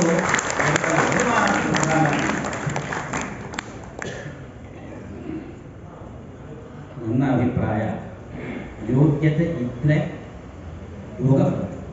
ಯೋಗ್ಯತೆಯನ್ನು ನೋಡಿ ದೇವರು ಯೋಗವನ್ನು ಕೊಡ್ತಾನೆ. ಮೇಲ್ನೋಟಕ್ಕೆ ಅನ್ಸುತ್ತೆ ಏನೋ ಯೋಗ ಇತ್ತು ಬಂದ್ಬಿಡ್ತು, ಆದರೆ ಯಾವುದೂ ಕೂಡ ಸುಮ್ಮನೆ ಹಂಗೆ ಬರೋದು. ನೋಡುವಾಗ ಒಬ್ಬನನ್ನು ನೋಡಿ ನಾವು ಹೊಟ್ಟೆ ಕಿಚ್ಚು ಪಟ್ಕೊಂಡು ಆ ಮಾತು ಹೇಳ್ಬೋದು ಅಷ್ಟೇ.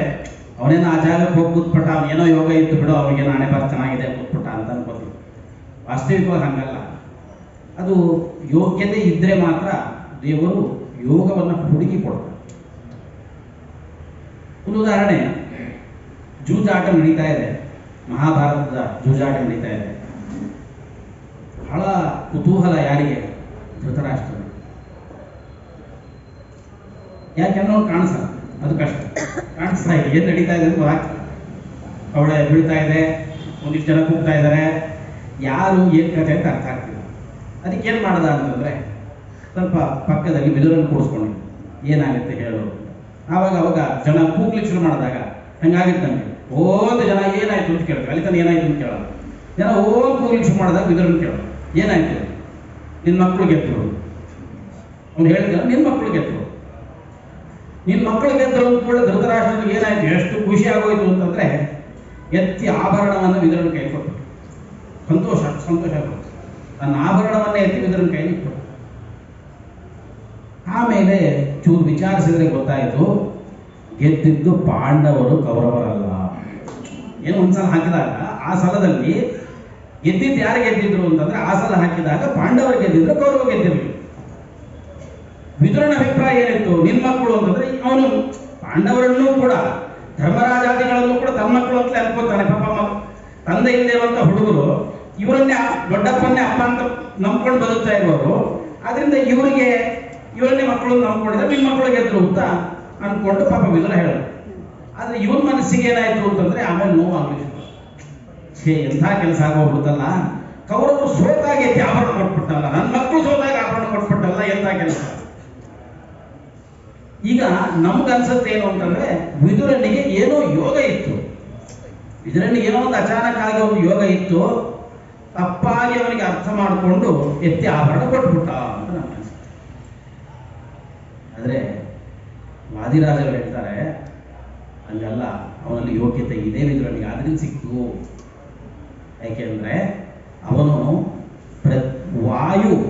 ವಾಯುದೇವರ ಪರವಾಗಿ, ಭೀಮಸೇನನ ಪರವಾಗಿ ಯಾವಾಗಲೂ ಇರ್ತಾನೆ. ಆ ಭೀಮಸೇನನ ಪರವಾಗಿ, ಒಳ್ಳೆಯವರ ಪರವಾಗಿ ಇದ್ರೆ ಅದೇ ಅವನ ಯೋಗ್ಯತೆ. ವಿದುರನಿಗೆ ಇದನ್ನು ಪಡೆದುಕೊಳ್ಳುವ ಯೋಗ್ಯತೆ ಏನು ಅಂತಂದ್ರೆ ಅವನು ಒಳ್ಳೆಯವರ ಪರವಾಗಿ ಇರೋದೇ ವಿದುರನ ಯೋಗ್ಯತೆ. ಆದ್ರಿಂದ ಭಗವಂತ ಅಂತಹ ಒಂದು ಯೋಗವನ್ನ ಕಲ್ಪಿಸಿ ವಿದುರನಿಗೆ ಆಭರಣವನ್ನ ಕೊಡಿಸಿದ. ಇದನ್ನ ವಿದುರನು ಯೋಚನೆ ಮಾಡಲಿಲ್ಲ, ಧೃತರಾಷ್ಟ್ರನು ಕೊಡಬೇಕು ಯಾಕನ್ಕೋತಾ, ತನ್ನ ಮಕ್ಕಳು ಸ್ವತಃ ಕೊಡಬೇಕು ಅಂತ ಯಾಕೆ ಅನ್ಕೋತಾನೆ ಅಂದ್ರೆ, ಇಂತಹ ತಪ್ಪು ಗ್ರಹಿಕೆಯನ್ನ ಭಗವಂತ ಧೃತರಾಷ್ಟ್ರನಿಗೆ ಉಂಟು ಮಾಡಿ ವಿದುರನಿಗೆ ಕೊಡಿಸಿದ. ಯಾಕೆ ಕೊಡಿಸಿದ ಅಂತಂದ್ರೆ ಇವನು ಸಜ್ಜನ ಪಕ್ಷಪಾತಿ, ಆದ್ರಿಂದ ಅವನು ಹೋಗಿ ಸಂದಾಯವಾಗಲಿ. ಹಾಗಾದ್ರೆ ಯೋಗ್ಯತೆ ಇದ್ರೆ ಮಾತ್ರ ನಿಮಗೆ ಯೋಗ ಬರುತ್ತೆ ಹೊರತಾಗಿ. ಎಲ್ಲ ಆಚಾರ್ಯರು ಸುಂದರವಾಗಿ ಹೇಳಿದ್ದಾರೆ. ಆದರೆ ನನ್ನ ಈ ಆಚಾರ್ಯರೆಲ್ಲ ಹೇಳಿದ ಮೇಲೆ ನನಗನ್ನಿಸ್ತು, ಯೋಗ ಅನ್ನೋದು ನಮಗೆ ಗೊತ್ತಿಲ್ಲ, ಅದು ಬರುತ್ತೋ ಬಿಡತ್ತೋ. ಯೋಗ್ಯತೆ ಅನ್ನೋದು ನಮಗೆ ಪರಿಚಯ ಇದೆ. ಯೋಗ್ಯತೆ ಅಂದರೆ ತೀರಾ ದೊಡ್ಡವನು ಅಂತಲ್ಲ, ನಾನೊಬ್ಬ ಮನುಷ್ಯ, ಇನ್ನೊಬ್ಬರ ಜೊತೆ ಸರಿಯಾಗಿ ಬಿಹೇವ್ ಮಾಡಿದ್ರೆ ನಾನು ಜೀವನದಲ್ಲಿ ಚೆನ್ನಾಗಿ ಇರಬಹುದು.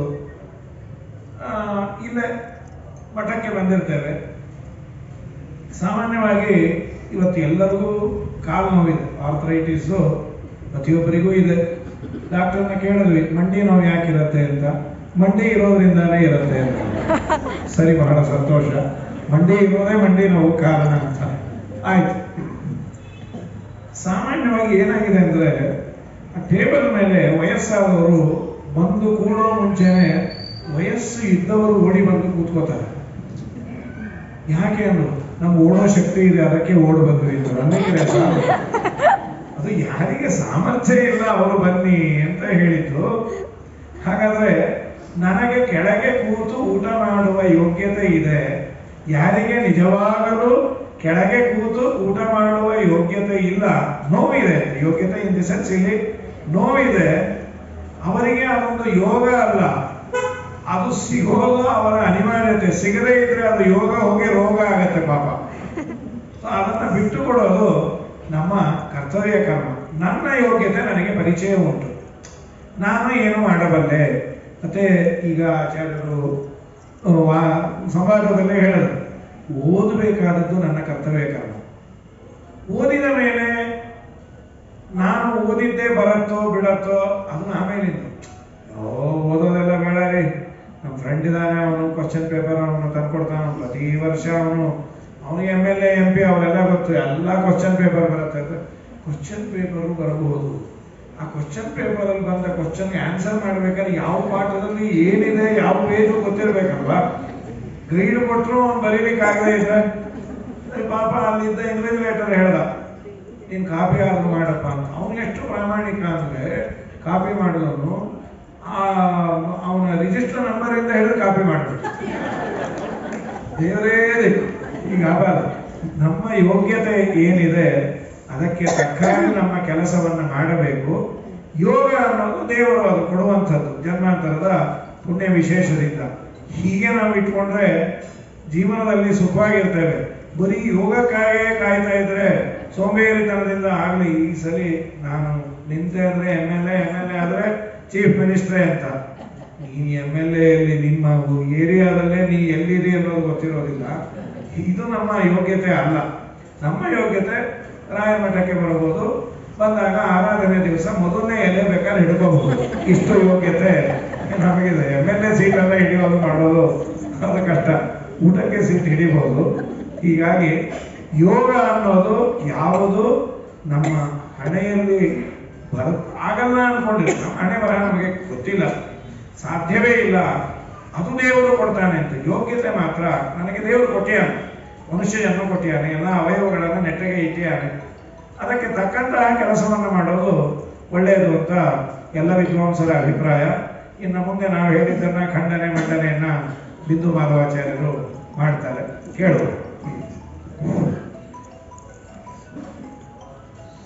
ಇಲ್ಲಿವರೆಗೆ ಯೋಗದ ಬಗ್ಗೆ ಎಲ್ಲ ಕೇಳಿದ್ರಿ ಅಲ್ವಾ? ಒಂದು ಡಿಫರೆಂಟ್ ಪರ್ಸ್ಪೆಕ್ಟಿವ್. ಯೋಗ ಅಂತ ಅನ್ನೋದು ಅನೇಕರಿಗೆ ಬಂದು ಹೋಗ್ತಾನೆ ಇರ್ತವೆ. ಇದು ಹೊಸ ಪರಿಸ್ಥಿತಿ. ಒಂದು ಬೇರೆ ಇದರಿಂದ ನಮ್ಮ ಧನಂಜಯ ಆಚಾರ್ಯರು ಹೇಳಿದರು, ನನಗೂ ಅನೇಕ ವಿಷಯಗಳನ್ನು ಪಾಠ ಮಾಡಿದ್ದಾರೆ.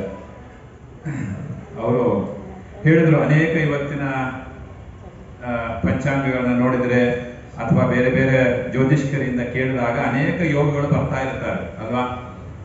ಬಂದಾಗ ಅದನ್ನ ಗುರುತಿಸಿ ಅದನ್ನು ಉಪಯೋಗಿಸೋದೇನಿದೆಯಲ್ವ, ಅದು ಕೆಲವರಿಗೆ ಹೀಗೆ ಇರುತ್ತೆ. ಎಲ್ಲಿಯೋ ಕ್ರಿಕೆಟ್ ಮ್ಯಾಚಿಗೆ ಸೆಲೆಕ್ಟ್ ಆದ ಅಂತ ಸಿಲೆಕ್ಟ್ ಆದ ಅಂತ ಹೇಳಿದ್ರೆ ಅದನ್ನು ಉಪಯೋಗಿಸ್ಕೊಳ್ಳೋದೇನಿದೆಯಲ್ಲ ಅಲ್ಲಿ ಯೋಗ್ಯತೆ ಬೇಕು ಅಂತ. ಹಾಗಾಗಿ ಇವತ್ತಿನ ಏನು ಟೆಕ್ನಾಲಜಿ ಯುಗದಲ್ಲಿ ನೋಡೋದಾದ್ರೆ ಇವತ್ತು ಏನಿದೆ, ಏನ್ ಕೇಳ್ತೀರಿ ಕೇಳಿ ಎಲ್ಲವೂ ಸಹಿತ ಇವತ್ತು artificial intelligence, AI enabled washing machine, AI enabled cooker, AI enabled ಏನು ಕೇಳ್ತೀರಿ ಕೇಳಿ ಎಲ್ಲ AI, ಹೌದಾ? ಆದರೆ ಇವತ್ತಿನ ಈ AI ಯುಗದಲ್ಲಿ ನೀವು ಅಕಸ್ಮಾತ್ ಆಗಿ ಅದನ್ನು ಉಪಯೋಗಿಸಿಕೊಳ್ಳದೆ ಇದ್ರೆ ಅವ್ರಿಗೆ ಏನಾಗುತ್ತೆ, ಅದಕ್ಕೆ ಒಂದು ಇಂಗ್ಲಿಷ್ನಲ್ಲಿ ಒಂದು ಗಾದೆ ಇದೆ, ನೀವೆಲ್ಲ ಗೊತ್ತಿರ್ಬೋದು. A tool with a fool is still a fool ಅಂತ. ಏನ್ ಹೇಳಿ? A tool with a fool is still a fool. ಹಾಗಾಗಿ ಇಲ್ಲಿ ಟೂಲ್ ಅಂದ್ರೆ ಏನು, ಫೂಲ್ ಅಂದ್ರೆ ಏನು ಸ್ವಲ್ಪ ವಿಮರ್ಶೆ ಮಾಡಿದ್ರೆ ಎಲ್ಲ ಗೊತ್ತಾಗೋಗ್ಬಿಡುತ್ತೆ. ಇವತ್ತು ಟೂಲ್ ಅಂತಕ್ಕಂಥದ್ದು ಯೋಗ ಅನ್ನುವಂತಹ ಇದರಲ್ಲಿ ನಡೆಯುತ್ತೆ. ಅಂದ್ರೆ ಏನು, ಇವತ್ತು ನಾನು ರೈಲ್ವೆ ಸ್ಟೇಷನ್ಗೆ ಹೋಗಿ ಅಲ್ಲಿ ಕ್ಯೂನಲ್ಲಿ ನಿಂತು ಹಳೆ ಕಾಲದ ಒಂದು 20 ವರ್ಷದ ಹಿಂದಿಂದು ಯೋಚನೆ ಮಾಡಿ ಒಂದು ಸ್ಲಿಪ್ಪಲ್ಲಿ ಬರುದು ಅಲ್ಲಿ ಹೋಗುವಷ್ಟೊತ್ತಿಗೆ ನಿಮ್ದೆ ಕ್ಲೋಸ್ ಮಾಡ್ಬಿಡ್ತಾ ಇದ್ರು, ಮತ್ತೆ ವಾಪಸ್ ಬರೋದು, ಮತ್ತೆ ಬೆಳಗ್ಗೆ ಹೋಗೋದು ಅಲ್ವಾ? ಈಗ ಏನ್ ಮಾಡ್ಬಿಟ್ಟಿದ್ದಾರೆ IRTC-ನವರು, ನಿಮ್ಗೆ ಇಲ್ಲೇ ಮನೆಯಲ್ಲೇ ಕೂತ್ಕೊಂಡು, ಅಲ್ಲ ಮನೆಯಲ್ಲಿ ಲ್ಯಾಪ್ಟಾಪ್ ಅಲ್ಲ ಮೊಬೈಲ್ ಅಲ್ಲೇ ಕೂತ್ಕೊಂಡು, ಇಲ್ಲ ಈಗ AI enabled chat bot, I want to book ticket from Bangalore to Mumbai, press 1, if you want to go with Udyan press 2 ಅಂತೇನೇನೋ ಆಗಿದೆ. ಇವೆಲ್ಲ ಏನೋ ಟೂಲ್, ಇದೆಲ್ಲ ಏನೋ ಯೋಗ ಇದ್ದಂತೆ. ಅಲ್ಲಿ ಇನ್ನೊಂದು ಜಸ್ಟ್ ಅರ್ಥ ಇದೆ, ಏನು ಅಂದ್ರೆ ಫೂಲ್. ಏನದು ಫೂಲ್ ಅಂತಂದ್ರೆ ನಮ್ಮ ಯೋಗ್ಯತೆ ಇದ್ರೆ ಅದು ಫೂಲ್ ಅಂತ ಅಷ್ಟೇ. ಅಂದ್ರೆ ಏನರ್ಥ, ಆ ಯೋಗವನ್ನ ಉಪಯೋಗಿಸ್ಕೊಳ್ತಕ್ಕಂಥದ್ದು ಏನಿದೆಯಲ್ವಾ ಅದೇ ಯೋಗ್ಯತೆ ಅಂತ ಅರ್ಥ. ಆದ್ರಿಂದ ನಮಗೆ ನನ್ನ ವಾದ ಏನು ಅಂತಂದ್ರೆ ಯೋಗ, ನಾನು ಅದನ್ನೇ ಮೊದಲಿಂದ ಅದೇ ಹೇಳ್ತಾ ಬಂದಿದ್ದೀನಿ, ಯೋಗ ಯೋಗ್ಯತೆ ಮತ್ತು ಕ್ಷೇಮ. ಹಾಗಾಗಿ ಇಲ್ಲಿ ಏನು ಅಂತಂದ್ರೆ ನಮ್ಮಲ್ಲಿ ಯೋಗ ಇದ್ದದ್ದನ್ನ ನನಗೆ ಯೋಗ ಬಂದಿದೆ, ಇದನ್ನ ಉಪಯೋಗಿಸ್ಕೊಳ್ಳೋದ್ರಿಂದ ನನಗೆ ಕ್ಷೇಮ ಆಗತ್ತೆ, ಅಥವಾ ಕ್ಷೇಮ ಅಂದ್ರೆ ಎರಡು ಅರ್ಥದಲ್ಲಿ ತಗೊಳ್ಬಹುದು.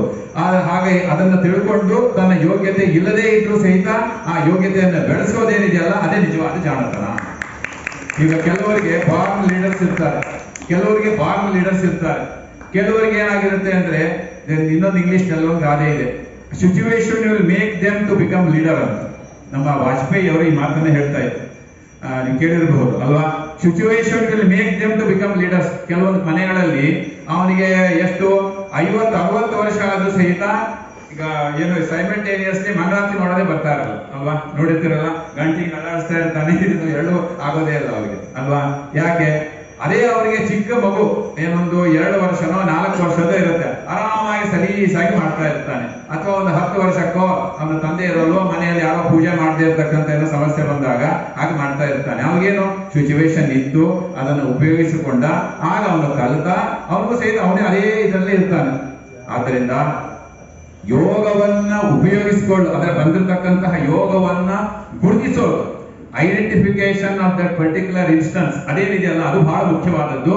ಹಾಗಾಗಿ ಆಗ ಅದನ್ನು ಉಪಯೋಗಿಸಿ ಇದರಿಂದ ನಾನು ಕಲಿತ್ರೆ, ಇವತ್ತು AI ಬರ್ತಾ ಇದೆ ಅಲ್ವಾ, ಅಯ್ಯೋ AI ಬರ್ತಾ ಇದೆ, ಇನ್ನೇನು ಮುಂದೆ 5 ವರ್ಷಕ್ಕೆ ಯಾವ ಸಾಫ್ಟ್ವೇರ್ ಇಂಜಿನಿಯರ್ ಕೆಲಸ ಇಲ್ಲ ಅಂತ. ಇವತ್ತು ಮೊನ್ನೆ ನಾವು ಅದ್ರ ಬಗ್ಗೆ ಒಂದು ಸಂವಾದ ಕಾರ್ಯಕ್ರಮ ಇದೇ ರೀತಿಯಾಗಿ ಮಾಡಿದ್ವಿ ಮೊನ್ನೆ ವಿದ್ಯಾಪೀಠದಲ್ಲಿ. ಅನೇಕ ಸಿಇಒಗಳು ಇದ್ರು, ಅಲ್ಲಿ ಬಂದಿದ್ದಾರೆ, ಅನೇಕರು ಇದ್ದಾರೆ. ಹಾಗೆ ಬಂದಾಗ ಇದೇ ರೀತಿಯಾಗಿ ಇವತ್ತು ಟೆಕ್ನಾಲಜಿಯಲ್ಲಾಗ್ಲಿ ಅಥವಾ ಯಾವುದೇ ವಿಷಯದಲ್ಲಾಗಿ, ಪೌರೋಹಿತ್ಯದಲ್ಲಾಗ್ಲಿ ಪ್ರವಚನ ಮಾಡೋರಿಗೆ ಅಯ್ಯೋ ಇನ್ನು ಕಾಲನೇ ಇಲ್ಲರಿ, ಎಲ್ಲರೂ ಯೂಟ್ಯೂಬ್ ಹೋಗಿದ್ದಾರೆ ಅಂತ ಹಾಗೆ ಅನ್ಕೊಂಡು ಕೂತೇ ಇದ್ದಾರೆ ಇನ್ನೋನು ಅಲ್ವಾ. ಅದಕ್ಕೆ ಸಾಕ್ಷಿ, ಜ್ವಲಂತ ಸಾಕ್ಷಿ ನಮ್ಮ ಪ್ರಬಂಧಾಚಾರ್ಯರು ಅಲ್ವಾ. ಇದ್ದದ್ದನ್ನು ಉಪಯೋಗಿಸ್ಕೊಂಡು ಏನ್ ಮಾಡಿದ್ರು, ಆ ಯೋಗ ಇತ್ತು, ಟೂಲ್ ಬಂದಿತ್ತು, ನಾವು ಫೂಲಾಗಿ ಮನೆಯಲ್ಲೇ ಕೂಡದೇನೆ ನಮ್ಮ ಯೋಗ್ಯತೆಯನ್ನು ಬೆಳೆಸ್ಕೊಂಡು ಆಗ ಅದಕ್ಕೆ ನಾವು ಅಣಿಯಾದ್ರೆ ಅದೇ ನಿಜವಾದಂತಹ ಜಾಣತನ. ಆದ್ದರಿಂದ ಯೋಗ ಇದ್ದದ್ದನ್ನ ಗುರುತಿಸಿ ಅದಕ್ಕೆ ತನ್ನಲ್ಲಿ ಯೋಗ್ಯತೆ ಇಲ್ಲದೆ ಇದ್ದು ಸಹಿತ ನಾನು ಯೋಗ್ಯತೆಯನ್ನ ಬೆಳೆಸ್ಕೊಳ್ಳೋದು, ಅಥವಾ ನನ್ನಲ್ಲಿ ಇಲ್ಲ ಆ ಗುಣ ಅಂತಂದ್ರೆ ನಾನು ಯಾರ ಹತ್ರ ಹೋಗಿ ಆ ಗುಣವನ್ನ ತಗೊಂಡ್ರು ನಾನು ಈ ಮುಂದೆ ಬರ್ತಕ್ಕಂತಹ ಏನು ಇವತ್ತು ಟೆಕ್ನಾಲಜಿ ಚೇಂಜೋ ಏನೋ ಚೇಂಜ್ ಅಂತ ಏನೋ ಇದೆ, ಆ ಚೇಂಜ್ಗೆ ನಾನು ಅಣಿಯಾಗಿ ಮಾಡ್ಕೊಳ್ಳೋದೇನಿದೆಯಲ್ಲ ಅದೇ ನಿಜವಾದ ಅರ್ಥದಲ್ಲಿ ಅದೊಂದು ಆ ಯೋಗ್ಯತೆಯನ್ನ ಬೆಳೆಸ್ಕೊಳ್ಳೋದು. ಅಕಸ್ಮಾತ್ ಇನ್ನೇನು ಆ ಯೋಗ್ಯತೆಯಲ್ಲೇ ಒಂದು 2-3 ತರ ನೋಡಬಹುದು.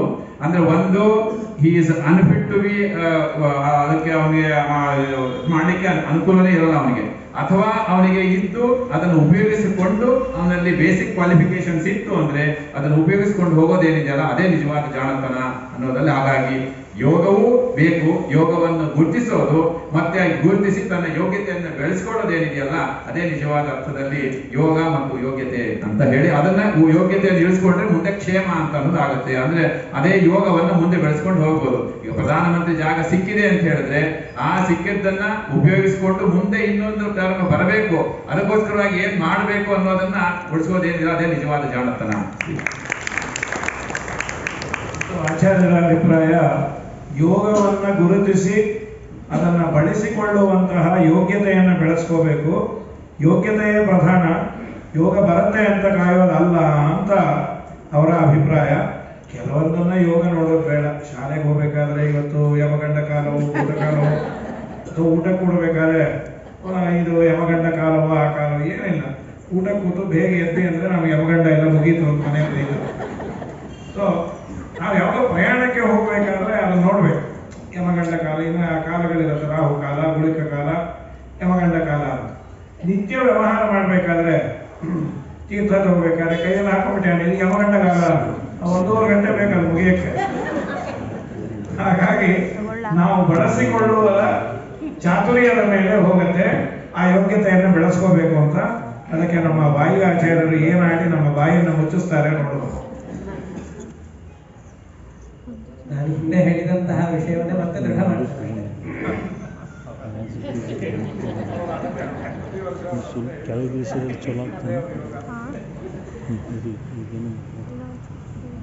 ಯಾವುದೋ ಒಂದು ದೊಡ್ಡ ಕಾಲದಲ್ಲಿದೆ, ಆ ಕಾರಲ್ಲಿ ಆಕಸ್ಮಿಕವಾಗಿ ನಮ್ಗೆ ಕೊಡುವಂತಹ ಅವಕಾಶ ಸಿಕ್ಬಿಡುತ್ತೆ. ಮತ್ತೇನೋ ಏನೋ ಕೂತ್ ಬಿಟ್ವಿ, ಇದು ಯೋಗ. ಸ್ವಾಮಿಗಳು ನಮ್ಮ ಕಾರಲ್ಲಿ ಕೂತರು, ನಮ್ಮ ಕಾರ್ ಭಾಗವಾಯ್ತು, ಇದು ಯೋಗ್ಯತೆ. ನಾವು ಕೂತಿದ್ರಿಂದ ದೊಡ್ಡವರಾದ್ವಿ ಅಂತಂದ್ರೆ ಅದು ಯೋಗ. ಕೂತಿದ್ರಿಂದ ಕಾರ್ ದೊಡ್ಡದಾಯ್ತು ಅಂತಂದ್ರೆ ಅದು ಯೋಗ್ಯತೆ. ನಮಗೆಲ್ಲ ಬೇಕಾಗಿರೋದು ಯೋಗ್ಯತೆಯೇ ಹೊರತಾಗಿ ಯೋಗ ಅಲ್ಲ. ಪ್ರತಿ ದಿವಸ ಈ ಥರದ್ದು ಯೋಗ ಬರಲಿ ಅಂತ ಯಾರು ಅಪೇಕ್ಷೆ ಪಡ್ಲಿಕ್ಕಾಗಲ್ಲ. ಯೋಗ ಪ್ರತಿ ದಿವಸ ಬರಲ್ಲ. ಯೋಗ್ಯತೆ ಬಂತು ಅಂದ್ರೆ, ರಕ್ಷಣೆ ಮಾಡ್ಕೊಂಡ ಅಂತಂದ್ರೆ ಅದು ಯಾವಾಗಲೂ ಹಾಗೆ ಇರುತ್ತೆ. ನಾವು ಮುಖ್ಯಮಂತ್ರಿಗಳ ಅಥವಾ ರಾಜರ ಮನೆಗೆ ಹೋದ್ರು ಅಂತ ಈ ಆಚಾರ್ಯರು ಹೇಳೋ ಸಂದರ್ಭದಲ್ಲಿ, ಪರೀಕ್ಷಿತ ರಾಜ ದೊಡ್ಡ ಮರಣದ ಸಮೀಪದಲ್ಲಿದ್ದಾನೆ. ಅವನ ಮನೆಗೆ ಶುಕಾಚಾರ್ಯರು ಬಂದರು. ಶುಕಾಚಾರ್ಯರ ಬಳಿಯಲ್ಲಿ ಇದು ಸಂಪತ್ತಿಲ್ಲ, ಏನಿಲ್ಲ. ಅವ್ರು ಬಂದ್ರು, ನನ್ನ ಭಾಗ್ಯದ ಬಾಗಿಲು ತೆಗೀತು ಅಂತ ಪರೀಕ್ಷಿತ ರಾಜ ಹೇಳಿದರು. ಹಾಗಾದ್ರೆ ಅಲ್ಲಿ ಮೆಚ್ಚುಗೆಗೆ ಕಾರಣವಾದಂತಹದ್ದು ಯೋಗ್ಯತೆಯೇ ಹೊರತಾಗಿ ಯೋಗ. ಯೋಗ್ಯತೆ ಇತ್ತು, ಬಂದವರಿಗೆ ಗೌರವ ಇದೆ. ಗಮನಿಸಿ, ಯಾರಾದರೂ ಒಬ್ರು ಯೋಗಾಯೋಗದಿಂದ, ಸರ್ಕಾರದ ಕೃಪಾ ದೃಷ್ಟಿಯಿಂದ ದೊಡ್ಡ ಸ್ಥಾನದಲ್ಲಿ ಕೂತಿರ್ತಾರೆ. ಪ್ರಯತ್ನಶೀಲನಾಗಿ ಅಂತ ದೊಡ್ಡ ಸ್ಥಾನಕ್ಕೆ ಹೋಗಿ ಸೇರಿರ್ತಾರೆ. ಯೋಗ ಬಂದಿದೆ, ದೊಡ್ಡ ಸ್ಥಾನಕ್ಕೆ ಹೋಗಿದ್ದಾನೆ. ಯಾರನ್ನು ನಾವು ಬೈತೀವಿ, ಯಾರನ್ನು ಹೊಗಳ್ತೀವಿ ಯೋಚನೆ ಮಾಡಿ. ನಮಗೀಗ 5 ವರ್ಷಗಳ ಕಾಲ ಯೋಗ ಇದೆ, ಮಹಾ ಸುಯೋಗ. ಮನೆಯಲ್ಲಿ ಕರೆಂಟ್ ಕಟ್ಲಿಕ್ಕಿಲ್ಲ, ಕರೆಂಟ್ ಬಿಲ್ ಕಟ್ಲಿಕ್ಕಿಲ್ಲ, ಬಸ್ಸಿಗೆ ಟಿಕೆಟ್ ತಗೊಳ್ಳಿಕ್ಕಿಲ್ಲ. ಆಮೇಲೆ 2,500 ರೂಪಾಯಿ ಮನೆಯಲ್ಲಿ ಕೂತ್ರು ಕೊಡ್ತಾರೆ. ಯೋಗ, ಯೋಗಾಯೋಗ. ಯೋಗ ಇದೆ ರೀ, ನಾವೇನು ಕೆಲಸಕ್ಕೆ ಹೋಗೋದು ಬೇಕಾಗಿಲ್ಲ, ಬಸ್ ಪಾಸ್ ಮಾಡಿಸೋದು ಬೇಕಾಗಿಲ್ಲ, ಮನೆಯಲ್ಲಿ ಎಷ್ಟು ಕರೆಂಟ್ ಯೂಸ್ ಮಾಡಿದ್ರು ಕೇಳೋರಿಲ್ಲ, ಯೋಗ ಇದೆ ಅಂತ ಅನ್ಕೊಂಡು ನಮ್ಮ ಯೋಗ್ಯತೆಯನ್ನು ಬೆಳೆಸ್ಕೊಳ್ಳಿಲ್ಲ ಅಂತಂದ್ರೆ, ಇನ್ನ 5 ವರ್ಷ ಆದ್ಮೇಲೆ ಅಥವಾ ಇನ್ನೊಂದು ವರ್ಷ 2 ವರ್ಷ ಆದ್ಮೇಲೆ ರಾಜ್ಯ ದಿವಾಳಿ ಆಗುತ್ತಲ್ಲ, ಆವಾಗ ಕಾಪಾಡೋದು ನಮ್ಮ ಯೋಗ್ಯವೋ ಯೋಗ್ಯತೆಯೋ. ಹಾಗಾಗಿ ನಾವು ಯೋಗ ಬೇಕೇ ಬೇಕು. ಯೋಗ ಬೇಕೇ ಬೇಕು. ಯೋಗ ಹೇಗೆ ಅಂತಂದ್ರೆ ಕನ್ನಡಕ ಇದ್ದ ಹಾಗೆ. ನನ್ನ ಕಣ್ಣಿದೆ, ನೀವೆಲ್ಲ ಇದ್ದೀರಿ, ನಮ್ಗೆ ಯಾರು ಸರಿಯಾಗಿ ಕಾಣೋದಿಲ್ಲ. ಇನ್ನು ಹಾಕೊಂಡ್ರೆ ಎಲ್ಲರೂ ಸರಿಯಾಗಿ ಕಾಣಿಸ್ತಾರೆ. ಯೋಗ್ಯತೆ ಇದೆ, ಯೋಗ ನನ್ನ ಸಮೀಪದಲ್ಲಿಲ್ಲ ಅಂತಂದ್ರೆ ಇದ್ರೂ ಉಪಯೋಗ ಇಲ್ಲ. ನನ್ನ ಎದುರುಗಡೆ ಅಮೂಲ್ಯವಾದ ರತ್ನ ಬಿದ್ದಿದೆ, ಕೈಯಲ್ಲಿ ಮಧ್ಯಶಾಸ್ತ್ರ ಸಿಕ್ಕಿದೆ, ಯೋಗ್ಯತೆ ಇದೆ, ಆದರೆ ಯೋಗವೇ ಇಲ್ಲ, ಅದೃಷ್ಟವೇ ಇಲ್ಲ. ಈ ಜನ್ಮದಲ್ಲಿ ಏನೋ ಪ್ರಾರಬ್ಧ ಕರ್ಮ ಇತ್ತು, ಅದ್ ಕೈಯಲ್ಲಿ ಹಿಡ್ಕೊಂಡು ಮಾರೋನಾದ್ನೇ ಹೊರತಾಗಿ ಓದೋನಾಗ್ಲೇ ಇಲ್ಲ. ಯೋಗ್ಯತೆ ಇತ್ತು, ಯೋಗ ಇಲ್ಲ ಅಂತಂದ್ರೆ ಈ ತರದ ಅನರ್ಥ ಆಗುತ್ತೆ. ಯೋಗ ಇದೆ, ಯೋಗ್ಯತೆ ಇಲ್ಲ ಅಂತಂದ್ರೆ ಓದ್ಲಿಕ್ಕಾಗಲ್ಲ. ಅದು ಬರೀ ಸರಸ್ವತಿ ಪೂಜೆ ದಿವಸ ಅಷ್ಟೇ ಹೊರಗಡೆ ಬರುತ್ತೆ. ಹಾಗಾದ್ರೆ ಯೋಗ ಬೇಡ ಅಂತ ಹೇಳ್ತಾ ಇಲ್ಲ, ಯೋಗ್ಯತೆ ಬೇಕು. ಯೋಗ್ಯತೆ ಇದ್ದವನಿಗೆ ಯೋಗದ ಅನುಕೂಲ ಸಿಕ್ತು ಅಂತಂದ್ರೆ ಅವನು ಉನ್ನತ ಮಟ್ಟಕ್ಕೆ ಬೆಳಿತಾನೆ. ಆದ್ರೆ ಬರೀ ಯೋಗವನ್ನೇ ನಂಬಿ ಕುಳಿತವನು ಒಂದ್ ಹೆಜ್ಜೆನ ಮುಂದೆ ಹೋಗ್ಲಿಕ್ಕಾಗಲ್ಲ. ಯೋಗ್ಯತೆ ಇದ್ದವನಿಗೆ ಯೋಗದ ಸಹಕಾರ ಸಿಕ್ತು ಅಂತಂದ್ರೆ ನಡೀತಾನೆ. ಬರೀ ಯೋಗ್ಯತೆ ಅಷ್ಟೇ ಇದೆ ಅಂತಂದ್ರೆ ಕುಂಟುತ್ತಾ ಆದ್ರೂ ಮುಂದೆ ಹೋಗ್ತಾನೆ. ಕಾಲಲ್ಲಿ ಮುಳ್ಳು ನಡ್ತಾ ಇದೆ ಅಂತಂದ್ರೆ ಕುಂಟುತ್ತಾ ಆದ್ರೂ ಹೋಗ್ತಾನೆ. ಕಾಲೇ ಇಲ್ಲ ಅಂತಂದ್ರೆ, ಯೋಗ್ಯತೆಯೇ ಇಲ್ಲ ಅಂತಂದ್ರೆ ಚಪ್ಪಲಿದ್ರೂ ಹೋಗ್ಲಿಕ್ಕಾಗಲ್ಲ. ಹಾಗಾಗಿ ಯೋಗ್ಯತೆ ಬೇಕು ಅಂತ ನನ್ನ ಹಿಂದಿನದನ್ನೇ ಮತ್ತೆ ದೃಢ ಮಾಡ್ತಾ ಇದ್ದೇನೆ. ಆಚಾರ್ಯರ ಮುಂದೆ ಮತ್ತಷ್ಟು ಅತಿ ಪ್ರಸಂಗವನ್ನು ಮಾಡ್ತಾ ಇದ್ದೇನೆ.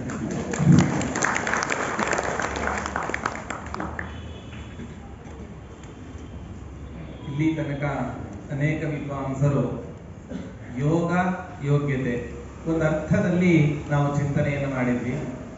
ಅದು ಸ್ವಲ್ಪ ಯೋಗ ಅನ್ನೋ ಶಬ್ದಕ್ಕೆ ಬೇರೆ ಅರ್ಥನ ಇಟ್ಕೋತೇನೆ, ಯೋಗ್ಯತೆ ಅನ್ನೋದಕ್ಕೂ ಒಂದು ಸ್ವಲ್ಪ ಬೇರೆ ಅರ್ಥವನ್ನು ಇಟ್ಕೋತೇನೆ. ಇವೆಲ್ಲ ಒಂದು ಗಾದೆ ಮಾತು ಕೇಳಿರ್ತೀರ, ಒಂದ್ಸಲ ಊಟ ಮಾಡಿದವನು ಯೋಗಿ, 2 ಸಲ ಊಟ ಮಾಡಿದವನು ಭೋಗಿ, 3 ಸಲ ಊಟ ಮಾಡಿದವನು. ನಾವೆಲ್ಲ ಏನಾಗ್ಬೇಕು, ನಾವೆಲ್ಲ ಇವಾಗ ಮಧ್ಯಾಹ್ನ ಊಟ ಮಾಡಿದವರು ರಾತ್ರಿನೇ ಕರಗಲ್ಲ. ನಾವೆಲ್ಲ ಒಂದು ಅರ್ಥದಲ್ಲಿ ಯೋಗಿಗಳೇ, ಅನಾಯಾಸ ರೋಗ ನಿಮಿತ್ತವಾಗಿಯೋ ಅಂತೂ ಒಟ್ಟಾರೆ ಏನೋ ಆಗ್ಬಿಟ್ಟಿದೆ. ನಾವು ಅಂತೂ ಒಟ್ಟಾರೆ ಭೋಗಿಗಳಾಗಬಾರ್ದು, ರೋಗಿಗಳಾಗಬಾರ್ದು, ಯೋಗಿಗಳಾಗಬೇಕು. ಹಾಗಾದ್ರೆ ಯೋಗ ಉಳ್ಳವನಾಗಬೇಕು ಅಂತ ಅರ್ಥ. ಯೋಗ ಅನ್ನೋ ಶಬ್ದಕ್ಕೆ ಏನರ್ಥ? ಕೃಷ್ಣ ಪರಮಾತ್ಮ ಹೇಳ್ತಾನೆ, ಭಗವಂತನನ್ನ ಪಡ್ಕೊಳ್ಳಿಕ್ಕೆ ಏನ್ ಉಪಾಯ ಬೇಕೋ ಆ ಎಲ್ಲ ಉಪಾಯವನ್ನು ಕೂಡ ನೀನು ಅನುಷ್ಠಾನ ಮಾಡು. ನೀನ್ ಅನುಸರಿಸು ಅಂತ. ದೇವರನ್ನು ಪಡ್ಕೊಳ್ಳಿಕ್ಕೆ ಉಪಾಯ ಅಂತ ಹೇಳಬೇಕಾದ್ರೆ ನಾವೆಲ್ಲ ಪ್ರತಿನಿತ್ಯ ಸಂಕಲ್ಪವನ್ನು ಮಾಡ್ತೇವೆ. ಕಲಶ ಪೂಜೆ ಮಾಡಬೇಕಾದ್ರೆ ಜ್ಞಾನ ಭಕ್ತಿ ವೈರಾಗ್ಯಾದಿ ಸಿದ್ಧ್ಯರ್ಥಂ ಷೋಡಶೋಪಚಾರ ಪೂಜಾಂಗತ್ವೇನ ಕಲಶ ಪೂಜಾಖ್ಯಂಕರಿಷ್ಯೆ. ಹಂಗೆ ಇದೆ ಸಂಕಲ್ಪ. ನಮ್ದು ಹೆಂಗಾಗಿದೆ ಗೊತ್ತಾ? ಜ್ಞಾನ ಭಕ್ತಿ ವೈರಾಗ್ಯಾದಿ ಸಿದ್ಧ್ಯರ್ಥಂ, ಜ್ಞಾನ ಭಕ್ತಿಗಳಲ್ಲಿ ವೈರಾಗ್ಯ ಸಿಗೋದಕ್ಕೋಸ್ಕರ, ಜ್ಞಾನ ಭಕ್ತಿಗಳಲ್ಲಿ ವೈರಾಗ್ಯ ಸಿದ್ಧಿಸೋದಕ್ಕೋಸ್ಕರ ನಾನು ಕಲಶ ಪೂಜೆಯನ್ನು ಮಾಡ್ತೇನೆ. ಆ ಥರ ಇದೆ. ಜ್ಞಾನ ಭಕ್ತಿ ದೇವರ ಹತ್ರ ಬೇಡ. ಜ್ಞಾನ ಭಕ್ತಿ ತಂಪಾಡಿ ತಾನೇ ಬರುತ್ತೆ. ಆಚಾರ್ಯ ಹೇಳಿದ್ರಲ್ವಾ, ಯೋಗ ಯೋಗ ಅಂತೆಲ್ಲ ಹೇಳ್ತಾರೆ. ಯಾವಾಗ ಅಂತ ಕೇಳಿದ್ರೆ ದಾಸರಾಜ್ ಹೇಳಿದ್ರು, ಏನು ಒಲ್ಲೆ ಹರಿಯೇ ನಿನ್ನ ಸ್ತುತಿಸಿ ಕೇಳುವುದು ಜ್ಞಾನ ಭಕ್ತಿ ಕೊಡೋ ಎಮಗಿದೊಂದು. ದಾಸರಾಯರು ಹೇಳಿದ್ರೆ ಏನು ಒಲ್ಲೆ ಎಂಬುದು ವೈರಾಗ್ಯ ಬೇಡ್ಬಿಡು ಸಾಕು. ಯಾವಾಗ ನೀನು ಪರಮಾತ್ಮನ ಹತ್ತಿರ ವೈರಾಗ್ಯ ಅನ್ನೋ ಉಪಾಯವನ್ನು ಅವನನ್ನು ಪಡ್ಕೊಳ್ಳೋದಕ್ಕೋಸ್ಕರ ನೀನು ಕೇಳ್ತೀಯೋ ಆಗ ಜ್ಞಾನ ಭಕ್ತಿಗಳ ತಂಪಾಡಿ ತಾನೇ ಬಂದ್ಬಿಡತ್ತೆ. ಯಾವಾಗ ವೈರಾಗ್ಯ ಪಡ್ಕೊಳ್ಳಿಲ್ವೋ, ಸುಮ್ಮನೆ ಜ್ಞಾನ ಭಕ್ತಿಗಳನ್ನು ತಗೊಂಡಿ ಅಂತಾದ್ರೆ ತೂತಾದ ಮಡಿಕೆಯಲ್ಲಿ ನೀರು ಹಾಕ್ತಾರೆ. ಆ ಕ್ಷಣಕ್ಕೆ ತುಂಬಿದಂಗೆ ಅನಿಸುತ್ತೆ. ಒಂದು ಗಂಟೆ ಬಿಟ್ಟು ನೋಡಿದ್ರೆ ಖಾಲಿ. ನಮ್ದು ನಿಮ್ದು ಎಲ್ಲ ಹಂಗೆ ಪರಿಸ್ಥಿತಿ. ನಮ್ದು ನಿಮ್ದು ಎಲ್ಲ ಹಂಗೆ ಪರಿಸ್ಥಿತಿ. ವೈರಾಗ್ಯ ಇಲ್ಲ. ರಾಯರ ಬೃಂದಾವನಕ್ಕೆ ಇನ್ಯಾವುದೋ ದೇವಸ್ಥಾನಕ್ಕೆ ಹೋಗ್ತೇವೆ, ನನಗೆ ಜ್ಞಾನ ಕೊಡು ಭಕ್ತಿ ಕೊಡು ಅಂತ ಕೇಳ್ತೇವೆ. ರಾಯರು ಹೇಳ್ತಾರೆ ಮುದ್ದು ವೈರಾಗ್ಯ ಕೇಳು ವೈರಾಗ್ಯ ಕೇಳು ಅಂತ ಹೇಳ್ತಾ ಇರ್ತಾರೆ. ನಮಗೆ ಗೊತ್ತೇ ಆಗಲ್ಲ.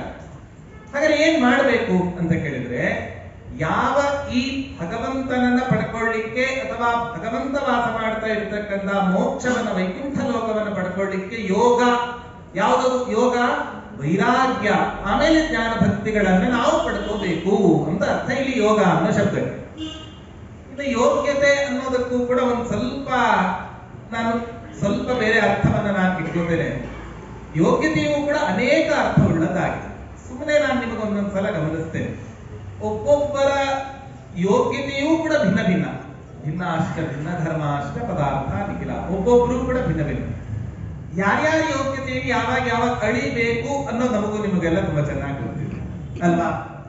ಯಾವಾಗ ಮುತ್ತು ಕೊಡೋಳು ಬಂದಾಗ ತುತ್ತು ಕೊಟ್ಟವಳನ್ನು ಮರೀತಾನೆ. ಹಾಗಾದ್ರೆ ಮಗನ ಯೋಗ್ಯತೆಯನ್ನು ಯಾವಾಗ ಅಳಿಬೇಕು ಅಂತ ಕೇಳಿದ್ರೆ, ಮಗನ ಮದುವೆ ಆದಾಗ ಮಗನ ಯೋಗ್ಯತೆಯನ್ನು ಅಳಿರಿ. ಮಗನ ಯೋಗ್ಯತೆಯನ್ನ ಮದುವೆ ಆದಾಗ ಯೋಗ್ಯತೆಯನ್ನು ಅಳಿರಿ. ಇನ್ನ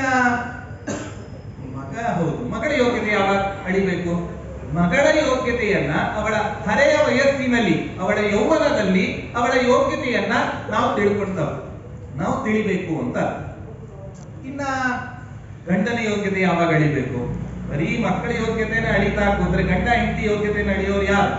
ಗಂಡನ ಯೋಗ್ಯತೆಯನ್ನ ಹೆಂಡತಿಯ ಅನಾರೋಗ್ಯದಲ್ಲಿ ಅಳಿಬೇಕು. ಹೆಂಡತಿಯ ಯೋಗ್ಯತೆಯನ್ನ ಗಂಡನ ಬಡತನದಲ್ಲಿ ಅಳಿಬೇಕು. ಹೆಂಡತಿಯ ಯೋಗ್ಯತೆಯನ್ನ ಗಂಡನ ಬಡತನದಲ್ಲಿ ಅಳಿಬೇಕು ಅಂತ ಹೇಳ್ತಾರೆ. ಗೆಳೆಯನ ಯೋಗ್ಯತೆಯನ್ನು ಯಾವಾಗ ಅಳಿಬೇಕು? ಕಷ್ಟ ಕಾಲದಲ್ಲಿ ಇದ್ದಾಗ ಆಪದ್ಗತಂಚನ ಜಹಾತಿ ಅಂತ ಸುಭಾಷಿತಕಾರ ಹೇಳ್ತಾನೆ. ಆಪತ್ಕಾಲದಲ್ಲಿ ನಮ್ಮನ್ನ ಯಾರು ಬಿಡೋದಿಲ್ವೋ ಅವನೇ ನಿಜವಾದ ಸ್ನೇಹಿತ. ನಾವು ನೀವೆಲ್ಲ ಬಿಡ್ತೇವೆ, ಅವನಿಗೆ ಕಷ್ಟ ಬರುತ್ತೆ ಅಂದ್ರೆ ಸಾಕು, ಮುಗಿದೋಯ್ತು ಕತೆ. ಅವನು ನಾಳೆಯಿಂದ ಅವನ ಫೋನ್ ಬ್ಲಾಕೆ ಮಾಡಿಬಿಡ್ತೇವೆ. ಆಗ ನಿಜವಾದ ಮಿತ್ರ ಯಾರು ಗೊತ್ತಾ? ಅಲ್ಲೇನ್ ಕೂತಿದ್ದಾರೆ ನೋಡಿ ರಾಘವೇಂದ್ರ ಸ್ವಾಮಿಗಳು, ಭಗವಂತ ಏನಿದ್ದಾರೆ ಇವರೇ ನಮ್ಮ ಮಿತ್ರರು ಅಂತ ನಾವು ಅರ್ಥ ಮಾಡ್ತೇವೆ. ಇನ್ನ ಸೋದರನ ಯೋಗ್ಯತೆ ಯಾವಾಗ ಅಳಿಬೇಕು ಅಂತ ಹೇಳಿದ್ರೆ, ಜಗಳ ಆಗ್ತಾ ಇರುತ್ತಲ್ವಾ, ಈ ಸಂದರ್ಭದಲ್ಲಿ ಈ ಸೋದರನ ಯೋಗ್ಯತೆಯನ್ನ ನಾವು ಕಳಿತೀವಿ. ಆಯ್ತು, ಇವ್ರದೆಲ್ಲ ಆಯ್ತಲ್ವಾ, ಮಕ್ಕಳ ಯೋಗ್ಯತೆಯನ್ನು ಯಾವಾಗ ಅಳಿಬೇಕು ಅಂತ ಹೇಳಿದ್ರೆ, ತಂದೆ ತಾಯಿಯಂದ್ರು ವೃದ್ಧಾಪ್ಯಾವಸ್ಥೆಯಲ್ಲಿ ಇದ್ದಾಗ ಮಕ್ಕಳು ಹೇಗೆ ಅನ್ನೋದನ್ನು ತಿಳಿಬೇಕು. ಹಾಗಾದ್ರೆ ಒಟ್ಟಾರೆ ಯೋಗ್ಯತಾ ಅನ್ನೋ ಶಬ್ದಕ್ಕೆ ಏನರ್ಥ ಗೊತ್ತಾ? ನನ್ನ ಪ್ರಕಾರ ಸ್ವಭಾವ. ಅವರವರ ಸ್ವಭಾವದ ಅಭಿವ್ಯಕ್ತಿಗೆ ಒಂದೊಂದು ವೇದಿಕೆ ಬೇಕು. ಆ ವೇದಿಕೆ ಇದ್ದಾಗ ಮಾತ್ರ ಆ ಸ್ವಭಾವ ಅನ್ನೋದು ಏನಾಗ್ಲಿಕ್ಕೆ ಸಾಧ್ಯ? ಅಭಿವ್ಯಕ್ತ ಆಗ್ಲಿಕ್ಕೆ ಸಾಧ್ಯ. ಅದರಿಂದ ಹಾಗಾಗಿ ಇಂತಹ ಯೋಗವನ್ನ, ಇಂತಹ ಉತ್ತಮವಾದ ಯೋಗ್ಯತೆಗಳನ್ನ ನಮ್ಮ ಜೀವನದಲ್ಲಿ ನಾವು ಸಂಪಾದನೆ ಮಾಡಿಕೊಂಡ್ವಿ ಅಂತಾದ್ರೆ ನಿಶ್ಚಯವಾಗಿಯೂ ಕೂಡ ನಾವು ಮನುಷ್ಯರಾಗಿ ಹುಟ್ಟಿದ್ದಕ್ಕೆ, ತತ್ರಾಪಿ ಮಧ್ವಾಚಾರ್ಯರ ಅನುಯಾಯಿಗಳಾಗಿ ಹುಟ್ಟಿದ್ದಕ್ಕೆ ನಾವು ಸಾರ್ಥಕ ಅನ್ನೋ.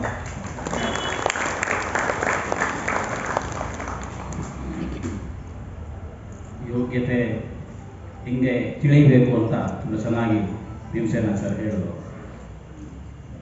ಆದರೆ ದೇವರು ಕೆಲವು ಸಲ ಹೆಂಗಿರುತ್ತೆ ಅಂತಂದರೆ, ಯೋಗ್ಯತೆ ಇದ್ದಾಗ ಯೋಗ ಇರಲ್ಲ, ಇದೆಲ್ಲರ ಅನುಭವ. ಯೋಗ ಇದ್ದಾಗ ನಮಗೆ ಯೋಗ್ಯತೆ ಸಹಜವಾಗಿ ಇದೆಲ್ಲರೂ ನಮ್ಮೆಲ್ಲರಿಗೂ ಒಂದು ಗಮನಕ್ಕಿರುವಂತಹ ವಿಷಯ. ನಮ್ಮ ಬಾಲ್ಯದಲ್ಲಿ ತುಂಬ ಕಷ್ಟ ಇತ್ತು. ಯಾರಾದರೂ ಏನಾದರೂ ತಂದು ಕೊಟ್ಟರೆ ಗಬಗಬನೆ ತಿಂದು ಮುಗಿಸೋಣ ಅಂತಿತ್ತು. ಇವತ್ತು ಫ್ರಿಜ್ಜು ತುಂಬ ಅದೇ, ಒಂದು ಕಡೆ ಶ್ರೀಖಂಡ ಇದೆ, ಇನ್ನೊಂದು ಕಡೆ ಇನ್ನೊಂದು ಪದಾರ್ಥ ಇದೆ, ಮತ್ತೊಂದು ಹಿಂಗೆ ತೆಗೆದ್ರೆ ದಬದಬನೆ ಎಲ್ಲ ಪದಾರ್ಥ ಬೀಳುತ್ತೆ. ಡಾಕ್ಟರ್ ಹೇಳ್ಬಿಡ್ತಾರೆ ಯಾವುದು ಮುಟ್ಬಾರ್ದು ಅಂತ. ಏನು ವಿಚಾರ ತಿಳ್ಕೊಳ್ಳೋದು ಹೆಂಗಿದು ಅಂತ. ಯೋಗ ಯಾವಾಗ ಬರುತ್ತೆ, ಯೋಗ್ಯತೆ ಯಾವಾಗ ಬರುತ್ತೆ, ತಿಳ್ಕೊಳ್ಳೋದು ಹೆಂಗೆ ನಾವು ಬಹಳ ಕಷ್ಟ ಇದೆ. ಏನೋ ಹಿಂಗೇನೋ ಪರೀಕ್ಷೆ ಮಾಡಿ ಹೊರೆ ಹಚ್ಚಿ ಯಾವಾಗೋ ತಿಳ್ಕೊಳಿಕ್ಕಾಗಲ್ಲ. ಹಿಂಗೆ ಜೀವನದ ಪ್ರತಿಯೊಂದು ಕ್ಷಣಕ್ಕೂ ತಿಳ್ಕೊಳ್ಳಿಕ್ಕಾಗಲ್ವ ನಮಗೆ, ಅದು ಸಮಸ್ಯೆ ಇರೋದು. ನಾನು ಸಣ್ಣ ವಯಸ್ಸಲ್ಲಿ ಒಂದು ಕಥೆ ಕೇಳ್ತೇನೆ. ಸುಮ್ಮನೆ ಈ ಕಥೆಗೇನು ಆಧಾರ ಆಗಿದಾರ, ಎಲ್ಲಿ ಬರುತ್ತೆ, ಯಾವ ಪುರಾಣದಲ್ಲಿ ಬರುತ್ತೆ ಅಂತ ಮತ್ತೆ ಯಾರೊಬ್ರು ಮೈ ಕೊಟ್ಟುಕೊಳ್ಳಕ್ಕೆ ಕೇಳ್ಬಿಡ್ರು. ಒಂದು ಕಥೆ, ಏನು ಕಥೆ ಅಂತಂದರೆ, ಒಂದ್ಸಲ ದೇವಲೋಕದಲ್ಲಿ ಒಂದು ಮೀಟಿಂಗ್ ನಡೀತಾ ಇತ್ತು. ಎಲ್ಲ ದೇವತೆಗಳೆಲ್ಲ ಸೇರಿ ಒಂದು ಮೀಟಿಂಗ್ ಮಾಡ್ತಾರೆ. ಏನು ಮೀಟಿಂಗ್ ಅಂದರೆ ಗೊತ್ತಲ್ಲ, ದೊಡ್ಡ ದೊಡ್ಡ ವ್ಯಕ್ತಿಗಳು ಬರ್ತಾರೆ, ತಮ್ಮ ತಮ್ಮ ವೆಹಿಕಲ್ಗಳನ್ನು ಹೊರಗೆ ಬಿಡ್ತಾರೆ. ಒಂದು ವೆಹಿಕಲ್ ಪಾರ್ಕಿಂಗ್ ಪ್ಲೇಸ್ ಇರುತ್ತೆ, ಅಲ್ಲೆಲ್ಲ ಬಿಡ್ತಾರೆ, ಒಳಗೆ ಇದೇನೋ ನಡೀತಾ ಇದೆ. ಒಂದು ಮರದ ಮೇಲೆ ಒಂದು ಗೂಬೆ ಕೂತ್ಕೊಂಡಿತ್ತು. ಇದೆಲ್ಲ ನೋಡ್ತಾ ಇತ್ತು, ಬರ್ತಿದ್ದಾರೆ ಹೋಗ್ತಿದ್ದಾರೆ, ಬರ್ತಿದ್ದಾರೆ ಹೋಗ್ತಿದ್ದಾರೆ, ನೋಡ್ತಾ ಇತ್ತು. ಅಷ್ಟೊತ್ತಿಗೆ ಯಮ ಬಂದ ತನ್ನ ವೆಹಿಕಲನ್ನು ಹೊರಗೆ ಬಿಟ್ಟ, ಒಳಗೆ ಹೋಗ್ತಾ ಇದ್ದ. ಹೋಗ್ಬೇಕಾದ್ರೆ ಸುಮ್ಮನೆ ಒಳಗೆ ಎಲ್ಲರೂ ಸುಮ್ಮನೆ ಹಿಂಗೆ ಹೋಗ್ತಿದ್ರು. ಈ ಯಮ ಸುಮ್ಮನೆ ತಿರುಗಿ ಒಂದ್ಸಲ ಹಿಂಗೆ ನೋಡಿ ಗೂಬೆ ಕಡೆ, ಗೂಬೆಗೆ ಥಬಾರ ಅಂತ ಅನ್ಸ್ಬಿಡ್ತು. ಒಂದ್ಸಲ ಹಾಗೆ ನೋಡಿದ್ರೇ ಗಾಬರಿ ಆಗ್ತೀವಿ. ಇನ್ನು ಯಮನ್ ನೋಡಿದ್ರೆ, ಅದು ಯಮನೇ ಹುಡುಕಿ ತಿರುಗಿ ನೋಡಿದ್ರೆ ಏನು ಅನಿಸ್ಬಿಟ್ಟು ತುಂಬ ತಳಮಳ ಶುರುವಾಯಿತು. ಏನಪ್ಪ ಮಾಡಲಿ. ಅಷ್ಟೊತ್ತಿಗೆ ನಾರಾಯಣ ಬಂದ.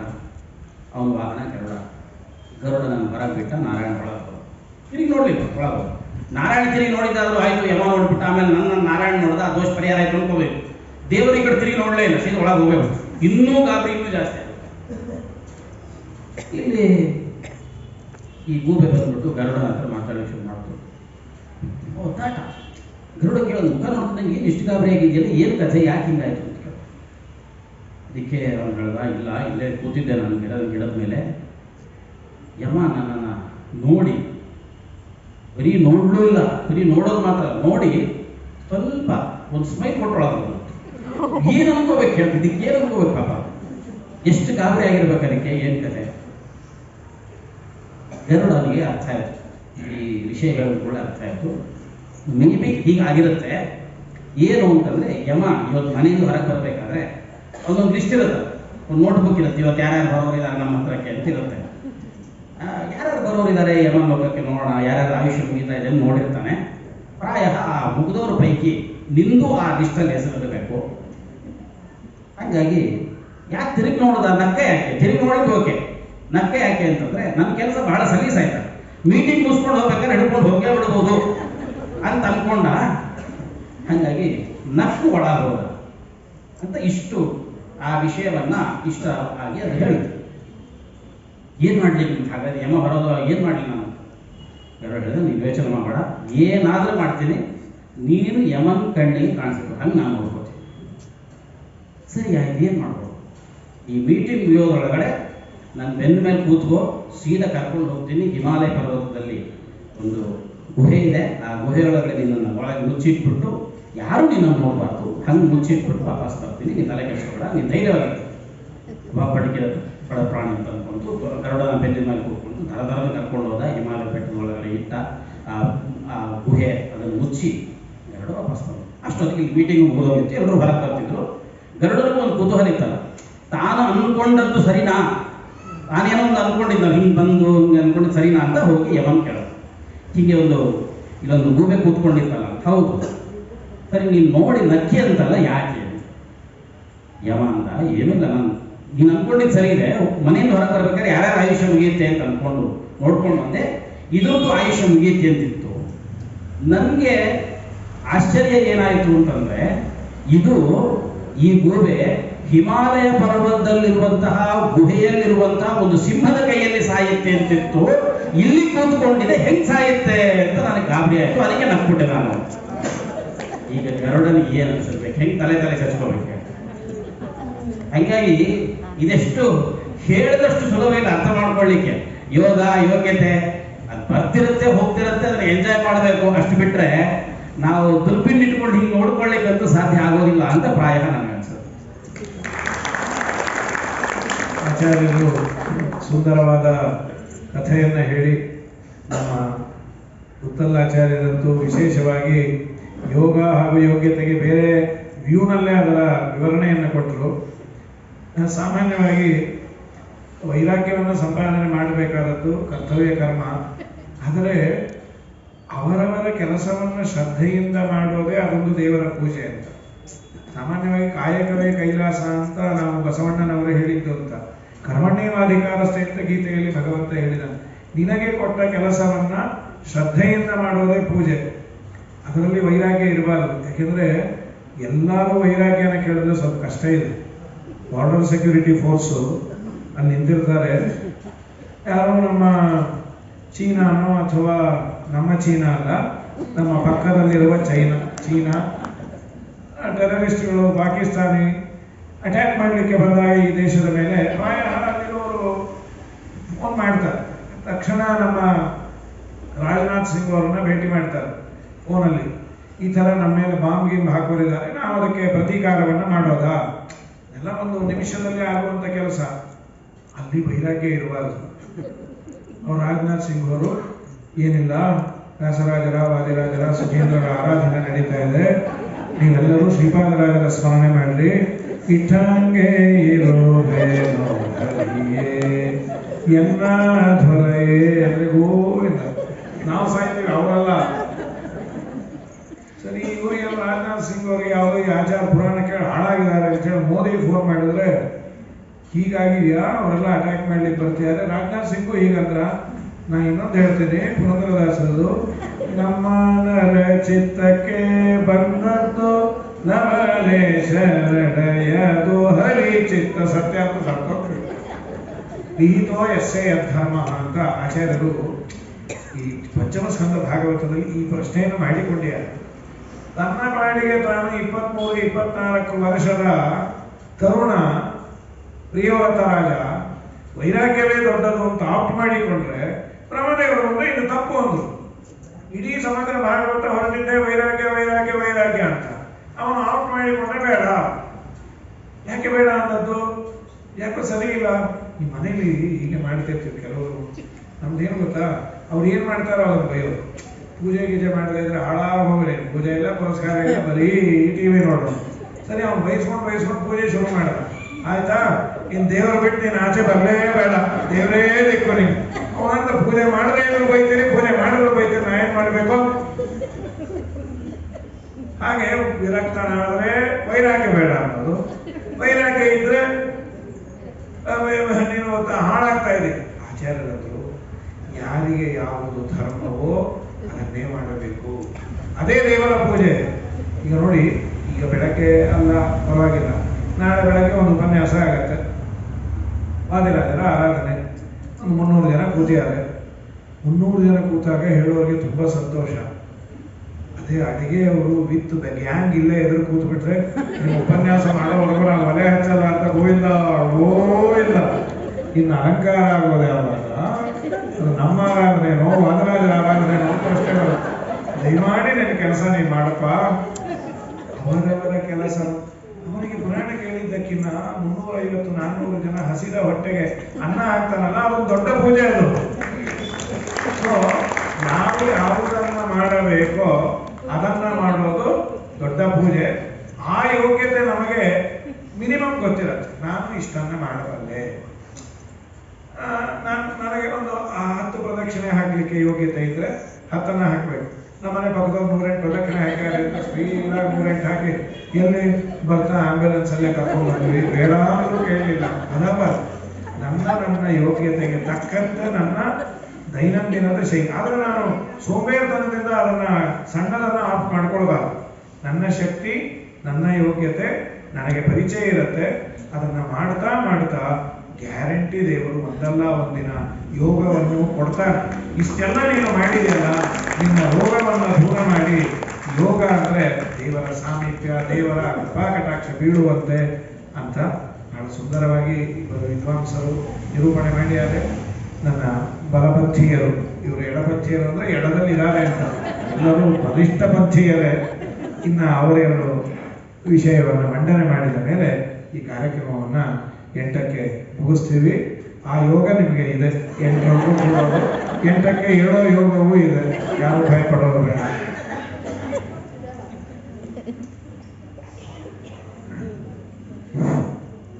ನಮ್ಮ ಧನಂಜಯ ಆಚಾರ್ಯ ಹೇಳಿದ್ರು, ಅನೇಕ ಯೋಗಗಳು ಬರ್ತಾ ಇರ್ತವೆ, ಆದ್ರೆ ಅದನ್ನ ನಾವು ದುರ್ಬೀನ್ ಹಿಡ್ಕೊಂಡು ಮೈಕ್ರೋಸ್ಕೋಪ್ ಹಿಡ್ಕೊಂಡು ನೋಡ್ಲಿಕ್ಕೆ ಆಗೋದಿಲ್ಲ ಅಂತ ಹೇಳಿದ್ರು. ಹೌದಾ? ನಾನು ಆಗ್ಲೇ ಹಿಂದಿನ ರೌಂಡ್ ಅಲ್ಲಿ ಹೇಳಿದ್ದೆ, ಯೋಗವನ್ನು ಗುರುತಿಸೋದು ಅದು ಒಂದು ಯೋಗ್ಯತೆ ಅಂತ ಅಲ್ಲ. ನಾವು ಫಸ್ಟ್ ಏನು ಗೊತ್ತಾ, ಯೋಗವನ್ನು ನಮಗೂ ಸಹಿತ ಒಂದು ಯೋಗ ಇದೆ. ಇಲ್ಲೆಲ್ಲ ಗೊತ್ತಿರೋರ್ಗೆ ಏನ್ ಯೋಗ ಇದೆ, ಇಡೀ ಜಗತ್ತಿನಲ್ಲಿ ಇರೋರಿಗೆ ಅಂತ ಅನ್ಕೊಳ್ಳಿ, ಎಲ್ಲರಿಗೂ ಇದೆ ಯೋಗ, ನಾವು ಗುರುತಿಸೇ ಇಲ್ಲ. ಅನೇಕ ಯೋಗವನ್ನು ನಾನು ಹೇಳೋದೇನಂದ್ರೆ, ನಮ್ಮ ಅನೇಕ ಯೋಗಗಳು ಇವೆ. ನಮ್ಮ ಭೀಮಸೇನಾಚಾರ್ಯರು ಹೇಳಿದ್ರು ಅಲ್ವಾ, ಯಾರ ಯೋಗ್ಯತೆಯನ್ನು ಯಾವಾಗ ಗುರುತಿಸೋದು, ಮಗ ಯಾವಾಗ ಹೆಂಡತಿನ ಯೋಗ್ಯತೆ ಗುರುತಿಸೋದು ಯಾವಾಗ, ಮಗನ್ ಗುರುತಿಸೋದು ಯಾವಾಗ ಅಂತೆಲ್ಲ ಹೇಳಿದ್ರು ಅಲ್ವಾ. ಹಾಗಾಗಿ ನಮ್ಮೆಲ್ಲರಿಗೂ ಒಂದು ಯೋಗ ಇದೆ. ನಾವು ಎಷ್ಟೋ ಯೋಗಗಳಿವೆ, ಒಂದಲ್ಲ ಎಷ್ಟೋ ಯೋಗಗಳಿದೆ. ಹಾಗಾಗಿ we are failed in identifying them ಅಂತ ನನ್ನ ವಾದ. ಇವತ್ತು ಒಬ್ಬ ವಿದ್ಯಾರ್ಥಿ ಪಾಸ್ ಆಗಬೇಕು ಅಂದ್ರೆ ಅದಕ್ಕೊಂದು ಇಂಗ್ಲಿಷ್ ನನಗೆ ಆದ ಇದೆ ಅಲ್ವಾ. A failed student will pass only if he has realized that he has failed. ಹೌದಾ? ಅವನಿಗೆ ಫೇಲ್ ಆಗಿದೆ ಅಂತ ಗೊತ್ತಿದ್ರೆ ಮಾತ್ರ ಅವನು ಪಾಸ್ ಆಗ್ಬೋದು ಅಲ್ವಾ. ಹಾಗಾಗಿದೆ ನಮ್ಮ ಪರಿಸ್ಥಿತಿ ಅಂತ ನನ್ನ ವಾದ. ನಮ್ಗೆ ಅನೇಕ ಯೋಗಗಳಿವೆ. ಏನ್ ಯೋಗ ಇದೆ ಇವತ್ತು? ಅನೇಕ ನಮ್ಮ ಪುರಾಣಗಳಲ್ಲಿ ಶ್ರೀಮದಾಚಾರ್ಯರು ಅನೇಕ ಕಡೆಗಳಲ್ಲಿ ಹೇಳಿಬಿಟ್ಟಿದ್ದಾರೆ. ಶ್ರೀಕೃಷ್ಣಾಮೃತ ಮಹಾನವದಲ್ಲಿ ಅನೇಕ ಕಡೆ ಹೇಳಿದ್ದಾರಲ್ವಾ. ನಮಗೆ ತತ್ರಾಪಿ ಜನ್ಮ ಶತಕೋಟಿಷು ಮಾನವತ್ವಂ, ತತ್ರಾಪಿ ಜನ್ಮ ಶತಕೋಟಿಷು ಬ್ರಾಹ್ಮಣತ್ವಂ, ವೈಷ್ಣವತ್ವಂ, ಮತ್ಪರತ್ವಂ ಎಲ್ಲ ಹೇಳ್ಬಿಟ್ಟಿದ್ದಾರೆ ಅಲ್ವಾ. ಹಾಗಾಗಿ ನನ್ನ ವಾದ ಏನು ಅಂತಂದ್ರೆ, ಅನೇಕ ಯೋಗಗಳಿವೆ. ನಮಗೆ ಐಡೆಂಟಿಫೈ ಮಾಡೋದಲ್ಲ, ಅದನ್ನ ಗುರುತಿಸಿ ನಮಗೆ ಒಂದು ಬ್ರಾಹ್ಮಣ ಯೋಗ ಬಂದಿದೆ, ಸನಾತನ ಹಿಂದೂ ಧರ್ಮವನ್ನ ಕಾಪಾಡತಕ್ಕಂಥ ಒಂದು ಯೋಗ ಬಂದಿದೆ, ನನಗೆ ವೈಷ್ಣವನಾಗಿ ಮಾಧ್ವನಾಗಿ ನಾನು ಬಂದಿದ್ದೇನೆ. ಅಂದ್ರೆ ಶ್ರೀಮದಾಚಾರ್ಯರು ಅನೇಕ ಕಡೆಗಳಲ್ಲಿ ಕೃಷ್ಣಾಮೃತ ಮಹಾನದ ಅನೇಕ ಕಡೆಗಳಲ್ಲಿ ಹೇಳ್ತಾರೆ, ಯಾವತ್ ಸ್ವಾಸ್ಥ್ಯಂ ಶರೀರೇಶು ಕರಣೇಶು ಚ ಪಾಠವಂ ತಾವದರ್ಚಯ ಗೋವಿಂದ ಆಯುಷ್ಯಂ ಸಾರ್ಥಕಂ ಕುರು. ಒಂದು ದೊಡ್ಡ ಮಾತು ಶ್ರೀಮದಾಚಾರ್ಯರು ಹೇಳ್ತಕ್ಕಂಥ, ಅನೇಕ ಸಂವಾದಿಯಾಗಿರ್ತಕ್ಕಂಥ ಅನೇಕ ಮಾತುಗಳನ್ನು ಹೇಳ್ತಾರೆ. ಹೇಳಿ ನಮಗೆ ಇವತ್ತೇನ್ ಮಾಡ್ತಾನೆ ಮನುಷ್ಯ, ಯಾತ್ರೆಗೆ ಹೋಗ್ಬೇಕಾದ್ರೂ ಎಲ್ಲೋ ಹೋಗ್ಬೇಕಾದಾಗ ಅಯ್ಯೋ 70 ವರ್ಷ ಆದ್ಮೇಲೆ ಹೋಗ್ತಾನೆ, ನೇಪಾಳಕ್ಕೋ ಎಲ್ಲೋ ಇಲ್ಲೋ ಹೋದಾಗ ಅಯ್ಯೋ ಸಾಕಪ್ಪ ಅಂತ ಬಂದ್ಬಿಡ್ತಾನೆ ಅಲ್ವಾ. ಯಾವತ್ ಸ್ವಾಸ್ಥ್ಯಂ ಶರೀರೇಶು. ಹಾಗಾಗಿ ಶ್ರೀಮದಾಚಾರ್ಯರು ಏನು ಹೇಳಿದ್ದಾರೆ, ನಮ್ಗೆ ಅನೇಕ ಯೋಗಗಳಿವೆ, ಆ ಯೋಗಗಳನ್ನ ಗುರುತಿಸಬೇಕು. ಆದ್ದರಿಂದ ಸಮಯ 2 ನಿಮಿಷದಲ್ಲಿ ಮುಗಿಸಬೇಕಾದ್ರಿಂದ ಯೋಗಗಳು ಅನೇಕ ಇವೆ ನಮಗೆ. ಆದ್ದರಿಂದ ನಾವೆಲ್ಲರೂ ಸಹಿತ ಮೊದಲ ಫಸ್ಟ್ ಸ್ಟೆಪ್ ಏನು ಅಂತಂದ್ರೆ ಗುರುತಿಸಬೇಕು. ಹಿಂದಿನ ಸಮಯದಲ್ಲಿ ಹೇಳಿದ್ದೆ ನಾನು, ಹಿಂದಿನ ರೌಂಡ್ ಅಲ್ಲಿ ಹೇಗೆ ಇವತ್ತು AI ಬರ್ತಾ ಇದೆ ಅಂತ ಹೇಳಿದ್ರೆ, ಅವನೇನ್ ಮಾಡ್ದ, ಆ AI ಗೆ ತಕ್ಕಂತೆ ತನ್ನ ಸ್ಕಿಲ್ ಸೆಟ್ ಅನ್ನ ಅಪ್ಗ್ರೇಡ್ ಮಾಡ್ಕೊಂಡ, ಅವನೇ ಜಾಣನಾದ ಅಲ್ವಾ. ಇವತ್ತು ಪರೀಕ್ಷಿತ ಮಹಾರಾಜರಿಗೂ ಸಾವು ಇದೆ ಅಂತ ಗೊತ್ತಾಯ್ತು, ಹೌ ಟು ಸ್ಕಿಪ್ ಸಾವು ಅಂತ ನೋಡಿದ್ನ. ಇವತ್ತು ಹಿರಣ್ಯಕಶಿಪು ಇದ್ದಾನೆ, ಏನ್ ಮಾಡ್ದ ಅವನು, ಸಾವಿದೆ ಅಂತ ಅವನಿಗೆ ಗೊತ್ತಾಯ್ತು, ತನ್ನ ತಮ್ಮನ ಸಾವಿನಿಂದ ಗೊತ್ತಾಯ್ತು. ಅವನೇನ್ ಮಾಡ್ದ, ಸಾವನ್ನೇ ಗೆಲ್ಲಬೇಕು ಅಂತ ಗುರಿ ಇಲ್ಲ. ಆಯ್ತಾ? ಇಲ್ಲಿ ಏನ್ ಮಾಡ್ದ ಪರೀಕ್ಷಿತ ಮಹಾರಾಜ, ನನ್ನ ಸಾವಿದೆ ಅಂತ ಗೊತ್ತಾಯ್ತು, ಆಗ ತಾನೇನ್ ಮಾಡ್ದ, ತನಗೆ ಯೋಗ ಬಂದಿದೆ, ಇದೊಂದು ಯೋಗ. ಇದನ್ನೇ ಭಾಗವತದ 8ಮ ಸ್ಕಂದದಲ್ಲಿ ಸಹಿತ ವಾಮನ ದೇವರು ಬಂದಾಗ ನಮ್ಮ ಬಲಿಚಕ್ರವರ್ತಿ ಹೇಳ್ತಾನೆ, ಅದ್ಯನ ಪಿತೃಸ್ತೃಪ್ತಾಹ ಅಂತ, ಅದ್ಯನ ಪಾಗಿತಂ ಕುಲಂ ಇತ್ಯಾದಿಯಾಗಿ ಹೇಳ್ತಾನೆ. ಅಂದ್ರೆ ಏನು, ಬಂದಂತಹದ್ದನ್ನ ಗುರುತಿಸಿದ ಅನ್ನೋದು ಒಂದು ಮುಖ್ಯ ಪ್ರಶ್ನೆ ಇದು. ಹಾಗಾಗಿ ನಮಗೂ ಸಹಿತ ಅನೇಕ ಯೋಗಗಳಿವೆ. ಇಲ್ಲೆಷ್ಟು ಜನ ಕೂತಿದೀವೋ ಎಲ್ಲರಿಗೂ ಇದೆ, ಇಡೀ ನಮ್ಮ ಜಗತ್ತಿನಲ್ಲಿ ಇರೋರಿಗೂ ಇದೆ. ಮಾನವನಾಗಿ ಹುಟ್ಟಿದ್ದೇವೆ, ಬ್ರಾಹ್ಮಣರಾಗಿ ಹುಟ್ಟಿದ್ದೇವೆ, ಕರ್ಮಭೂಮಿಯಲ್ಲಿ ಇದ್ದೇವೆ, ಎಲ್ಲರೂ ಇದೆ. ಆದರೆ ನಾವು ಯೋಗವನ್ನೇ ಗುರುತಿಸಿಲ್ಲ. ಒಂದನೇದು, ಯೋಗವನ್ನ ಗುರುತಿಸಿದ ಮೇಲೆ ನಮ್ಮಲ್ಲಿ ಯೋಗ್ಯತೆಯನ್ನು ಸಹಿತ ಬೆಳೆಸಿಕೊಳ್ಳಿಕ್ಕೆ ನಾವು ಪ್ರಯತ್ನ ಮಾಡಿಲ್ಲ. ಎರಡನೇದು, ಆದ್ದರಿಂದ ಒಬ್ಬ ಜಾಣನಾದವನು ಏನು ಮಾಡಬೇಕು ಅಂದ್ರೆ ಮೊದಲಿಗೆ ಹೋಗಿ ಇಲ್ಲಿಂದ ನೀವು ಹೋದ್ಮೇಲೆ ನೀವೆಲ್ಲ ಮಾಡೇ ಮಾಡ್ತೀರಿ ಗೊತ್ತಿದೆ ನನಗೆ, ಹೋದ ಮೇಲಿಂದ ಇಷ್ಟೆಲ್ಲ ಅಟೆಂಡ್ ಆದ್ಮೇಲೆ ನಮ್ಮ ವಾದರಾಜ್ ಅವರು ಗುರುರಾಜ್ ಅವರು ಸಂತೋಷ ಪಡ್ತಾರೆ. ಯಾಕೆ ಅಂತಂದ್ರೆ ಇಷ್ಟೆಲ್ಲ ಆದ್ಮೇಲೆ ಸುಮ್ಮನೆ ನಾವು ನಗ್ತಾ ಹೋಗೋದಲ್ಲ, ನಾವು ಹೋಗಿ ನಮ್ಗೆ ಏನೇನು ಯೋಗಗಳಿದೆ ಅನ್ನೋದನ್ನ ಲಿಸ್ಟ್ ಮಾಡಿ ಅದಕ್ಕೆ ತಕ್ಕಂತೆ ನಮ್ಮ ಯೋಗ್ಯತೆಯನ್ನ ಬೆಳೆಸ್ಕೊಳ್ಬೇಕು. ಆದ್ದರಿಂದ ನಮ್ಮ ಸಿಂಹದ ಆಚಾರ್ಯರು, ನಮ್ಮ ಕುಲಗುರುಗಳಾದ ಸಿಂಹದ ಆಚಾರ್ಯರು ಹೇಳಿದ್ದಾರೆ. ಆಚಾರ್ಯರು ಅಂತ ಹೇಳಿದ ತಕ್ಷಣ ನಮಗೇನು ಎರಡು ಏನು ಅನಿವಾಖ್ಯಾನದಲ್ಲಿ ಸಿಂಹದ ಆಚಾರ್ಯರು ಹೇಳ್ತಾರೆ, ಒಂದು ಯೋಗವನ್ನು ಎಲ್ಲರಿಗೂ ಕೊಟ್ಟಿರ್ತಾನೆ ಭಗವಂತ, ಅಂದ್ರೆ ಅವರವರ ಯೋಗ್ಯತೆಗೆ ತಕ್ಕಂತೆ ನಮ್ಮ ಪವಮಾನಾಚಾರ್ಯರು ಹೇಳಿದ್ರು. ಆದ್ದರಿಂದ ಯೋಗವನ್ನು ಕೊಡುವುದು ಭಗವಂತ. ಯೋಗಕ್ಷೇಮಂ ಅನನ್ಯಾಶ್ಚಿಂತಯಂತೋ ಮಾಂ ಯೇ ಜನಾ ಪರ್ಯುಪಾಸತೆ ತೇಷಾಂ ನಿತ್ಯಾಭಿಯುಕ್ತಾನಾಂ ಯೋಗಕ್ಷೇಮಂ ವಹಾಮ್ಯಹಂ. ಯೋಗವನ್ನು ಕೊಡೋದು, ಕ್ಷೇಮವನ್ನು ಕೊಡೋದು ನಾನು ಮಾಡ್ತೇನೆ. ಆದರೆ ಒಂದನ್ನು ಮಾತ್ರ ನಮ್ಮ ಕೈಯಲ್ಲಿ ಕೊಟ್ಟಿದ್ದಾನೆ. ಅದೇನು? ಅದು ಇನ್ನೊಂದು ಎರಡು ಇದೆಯಲ್ಲ, ಯೋಗ್ಯತೆ. ಆದ್ರಿಂದ ಅದೇನೆ ಜೀವಕರ್ತೃತ್ವ ವಿಚಾರದಲ್ಲಿ ಹೇಳಬೇಕಾದ ಸಹಿತ ಭಗವಂತ ಅನೇಕ ನಮ್ಮ ಯೋಗಗಳನ್ನು ಕೊಡ್ತಾ ಇರ್ತಾನೆ. ಆದ್ರೆ ನಾವು ಗುರುತಿಸೋದಿಲ್ಲ. ಗುರುತಿಸಿ ನಾನು ಈ ಯೋಗವನ್ನ ನಾನೇನ್ ಮಾಡ್ಬೇಕು, ಅಥವಾ ಯಾರೋ ಸಿಕ್ಕರು ನನಗೆ ಯೋಗ ಅಂತ ಹೇಳಿ, ಯಾರೋ ಸ್ಮೋಕಿಂಗ್ ಅವನು ಬಂದ ಅಂತ ಹೇಳಿ ಸಿಗರೇಟ್ ಸಿಕ್ತು, ಇಲ್ಲೇ ಮ್ಯಾಚ್ ಬಾಕ್ಸ್ ಸಿಕ್ತು ಅಂತ ಯೋಗ ಅಂತ ಹೇಳಿ ಮಾಡೋದಲ್ಲ. ಆ ಯೋಗದಿಂದ ತನಗೇನು ಉಪಕಾರವಿದೆಯೋ, ತನಗೇನು ತನ್ನ ಜೀವನವನ್ನ ಆಯುಷ್ಯಂ ಸಾರ್ಥಕ ಗುರು. ಆದ್ದರಿಂದ ಅದರಲ್ಲಿ ಶ್ರೀಮದ್ ಆಚಾರ್ಯರ ಒಂದು ಮಾತಿನ ಒಂದಿಗೆ, ಯಾಕಂದ್ರೆ ಮುಂದಿನ ಒಂದು ರೌಂಡ್ ಬರುತ್ತೆ ಇಲ್ಲ ಗೊತ್ತಿಲ್ಲ, ಉಪಹಾಸ ಮಾರದ ರೌಂಡ್ ಇರಬಹುದು.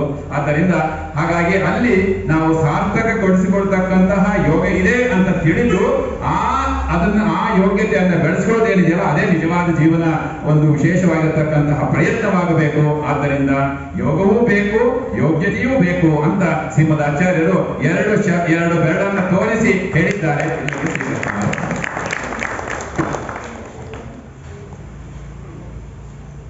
ಶ್ರೀ ಗುರುಭ್ಯೋ. ಯೋಗ ಇದೆಯೋ ಇಲ್ವೋ ಅಂತ ನಾವು ವಿಚಾರಣೆ ಮಾಡಬಾರ್ದು.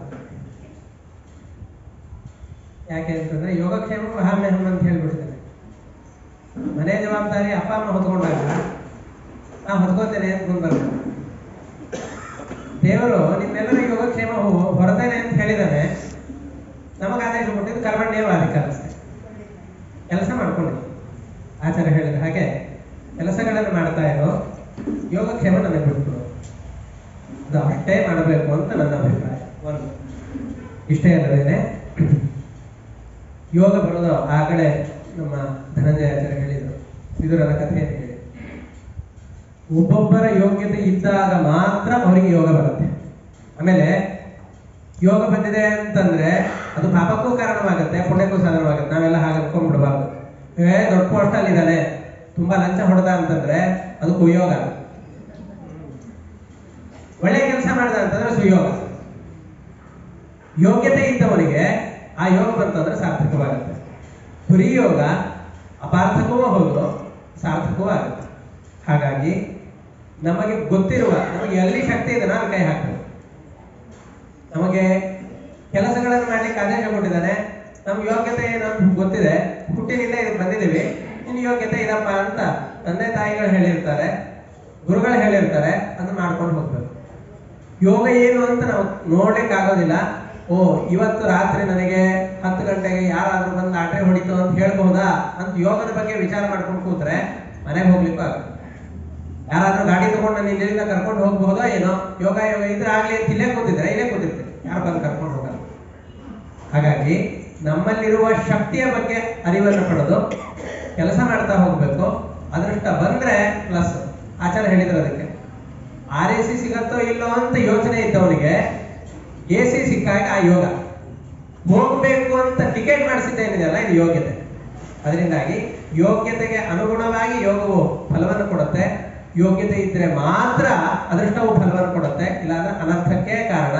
ಹಾಗಾಗಿ ಯೋಗ್ಯತೆಯು ಬೇಕು ಅಂತ ಮೊದಲನೇ ಪಕ್ಷವನ್ನೇ ಮತ್ತೆ ಇಡ್ತಾ ಇದ್ದೇನೆ. ನನ್ನ 2 ಮಾತುಗಳನ್ನ ಗುರುಗಳ ಅಂತರ್ಯಾಮಿಯಾದ ಪರಮಾತ್ಮನಿಗೆ ಅರ್ಪಣೆ ಮಾಡ್ತಾ ಇದ್ದೇನೆ. ಶ್ರೀಕೃಷ್ಣ ಅರ್ಪಣೆ.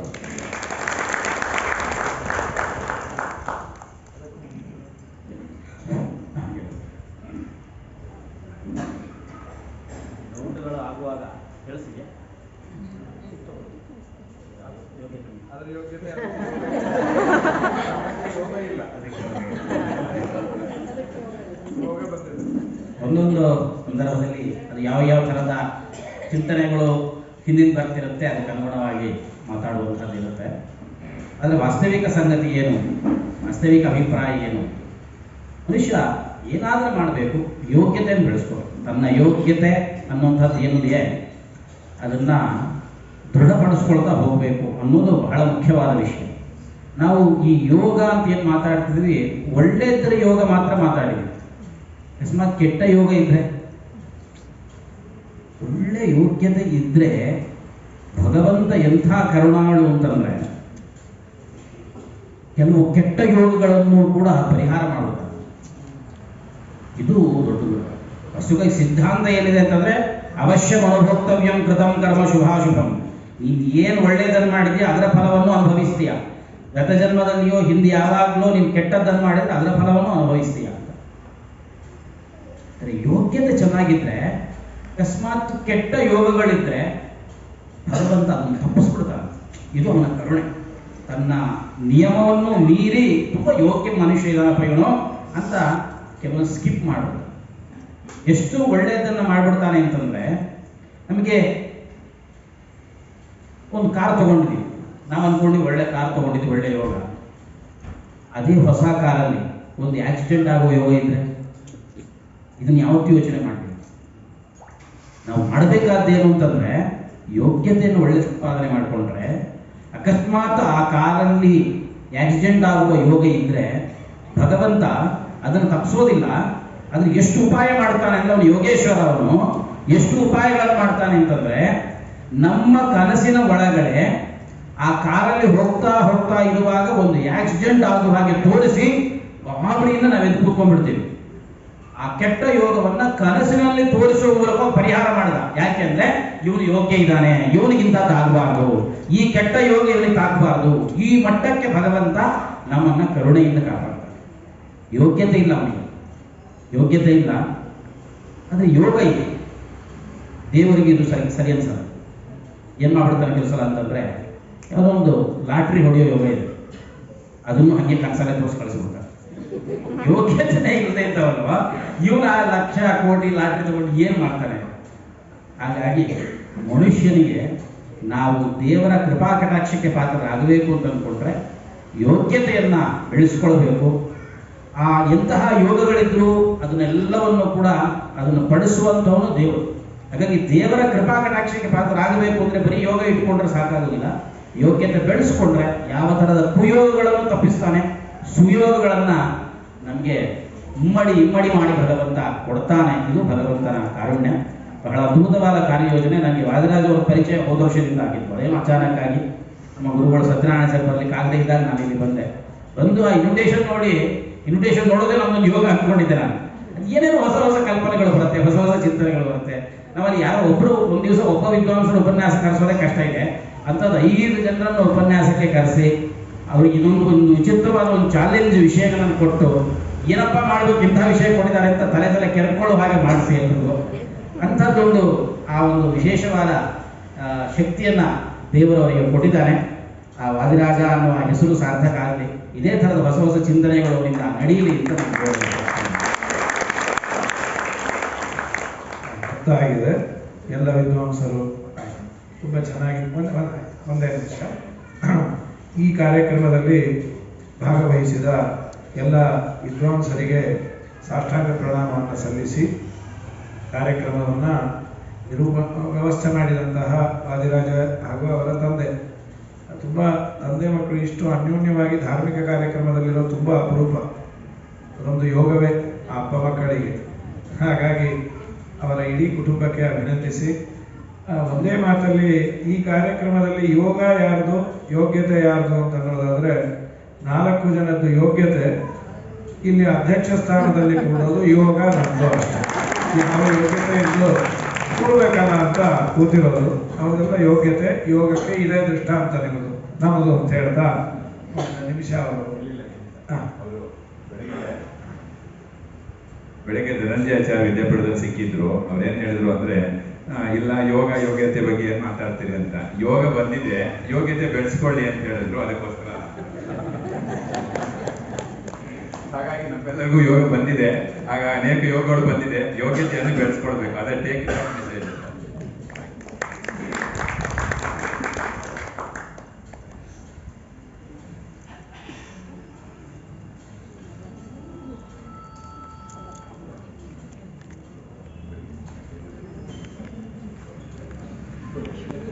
ಈ ಕಾರ್ಯಕ್ರಮ ನಡೀತಾ ಇದೆ. ಇದು ನಮ್ಮೆಲ್ಲರ ಸ್ವಯೋಗವೇ ಸರಿ. ಎಲ್ಲ ಆಚಾರ್ಯರು ನಮ್ಮಲ್ಲಿ ಬಂದಿದ್ದಾರೆ. ಇದು ಭಗವಂತನವರಿಗೆ ಕರುಣಿಸಿದ ಯೋಗ.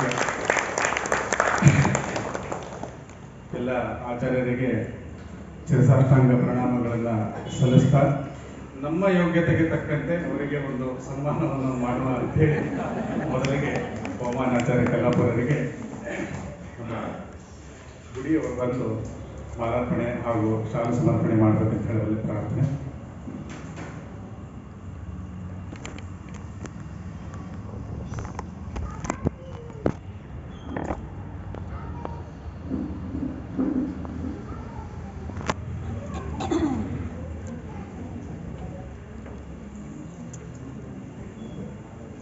ಯೋಗ್ಯತೆ ಇಲ್ಲ, ಆದ್ರೆ ಯೋಗ ಇದೆ.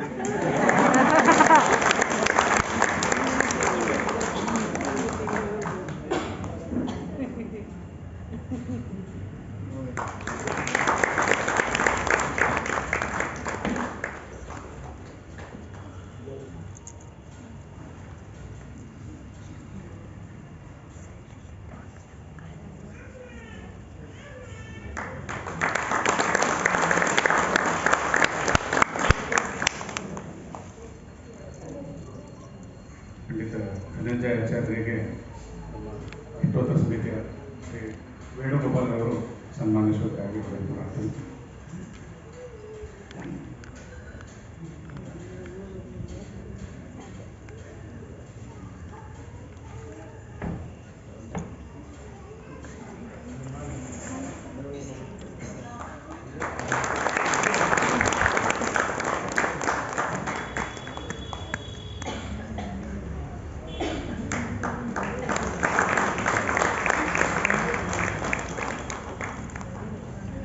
ಶ್ರೀಯುತ PU ಅವರು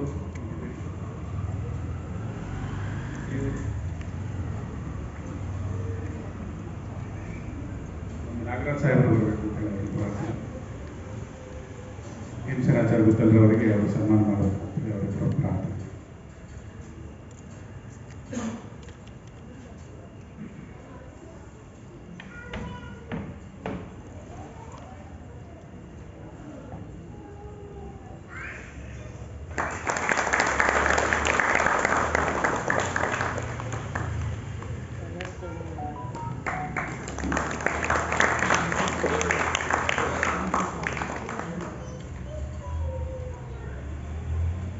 ರಾಮೂರ್ತಿ ಸರ್.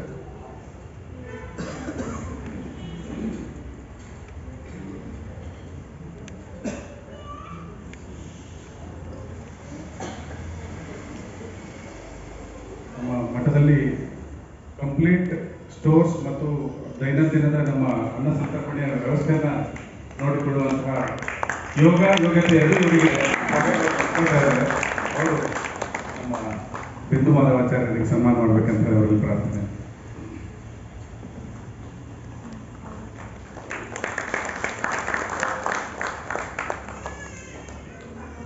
ರಮೇಶಾಚಾರ್ಯ,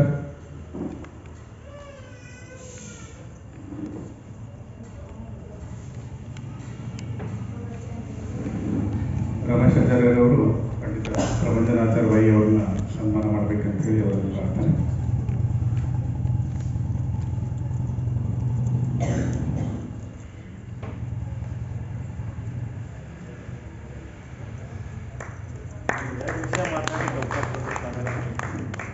ನಿಜವಾಗ್ಲೂ ಈ ಒಂದು ಸನ್ಮಾನ ಮಾಡಲಿಕ್ಕೆ ನನಗೆ ಯಾವುದೇ ಯೋಗ್ಯತೆ ಇಲ್ಲ, ಬಟ್ ಯೋಗ ಮಾತ್ರ ಇದೆ. ಅದೇ ರೀತಿಯಾಗಿ ನಾನು ಸನ್ಮಾನ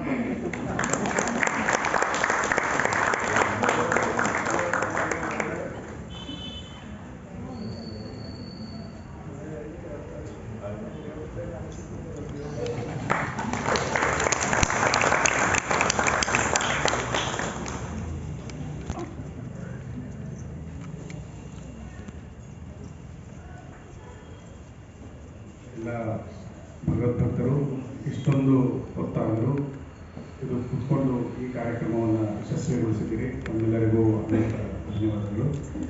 ಮುಂದೆ ರಾಯರ ಹತ್ರ ಮಂಗಳಾರತಿ ಆಗುತ್ತೆ. ತುಳಸಿ ಪತ್ರವನ್ನು ಎಲ್ಲ ವಿದ್ವಾಂಸರಿಗೂ ಕೊಡಬೇಕು ಅಂತ ಪ್ರಾರ್ಥನೆ.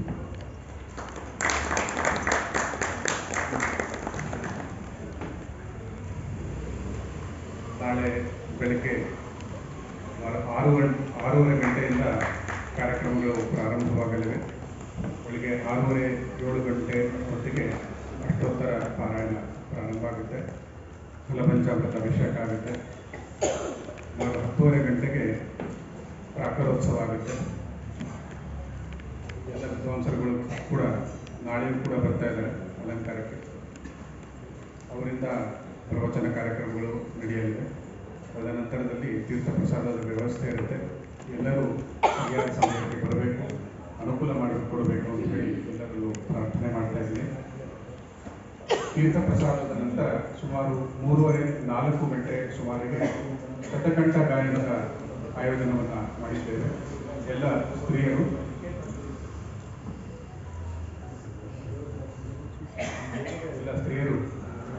ಶ್ರೀ ಲಕ್ಷ್ಮೀ ಶೋಭಾನ ಪಾರಾಯಣ ಮಾಡ್ತಾ ಕುಂಕುಮಾರ್ಚನೆಯನ್ನು ಮಾಡುವಂತಹ ಒಂದು ಕಾರ್ಯಕ್ರಮವನ್ನು ಕೂಡ ಆಯೋಜನೆ ಮಾಡಿದ್ದೇವೆ.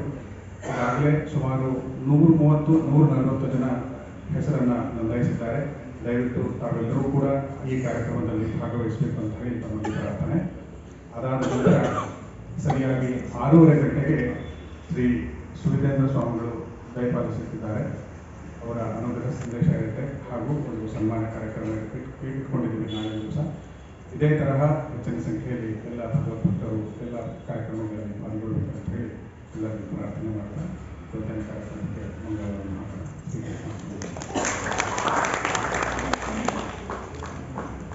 ಅನ್ನದಾನಕ್ಕಾಗಿ ಯಾರಾದರೂ ಸೇವೆ ಭರಿಸುವವರು ದಯವಿಟ್ಟು ಕೌಂಟರಲ್ಲಿ ವಿಚಾರಿಸಬೇಕು. ಅಲ್ಲಿ ನಮ್ಮ ಸೇವೆಯನ್ನು ನಮೂದಿಸಬೇಕಾಗಿ ಪ್ರಾರ್ಥನೆ.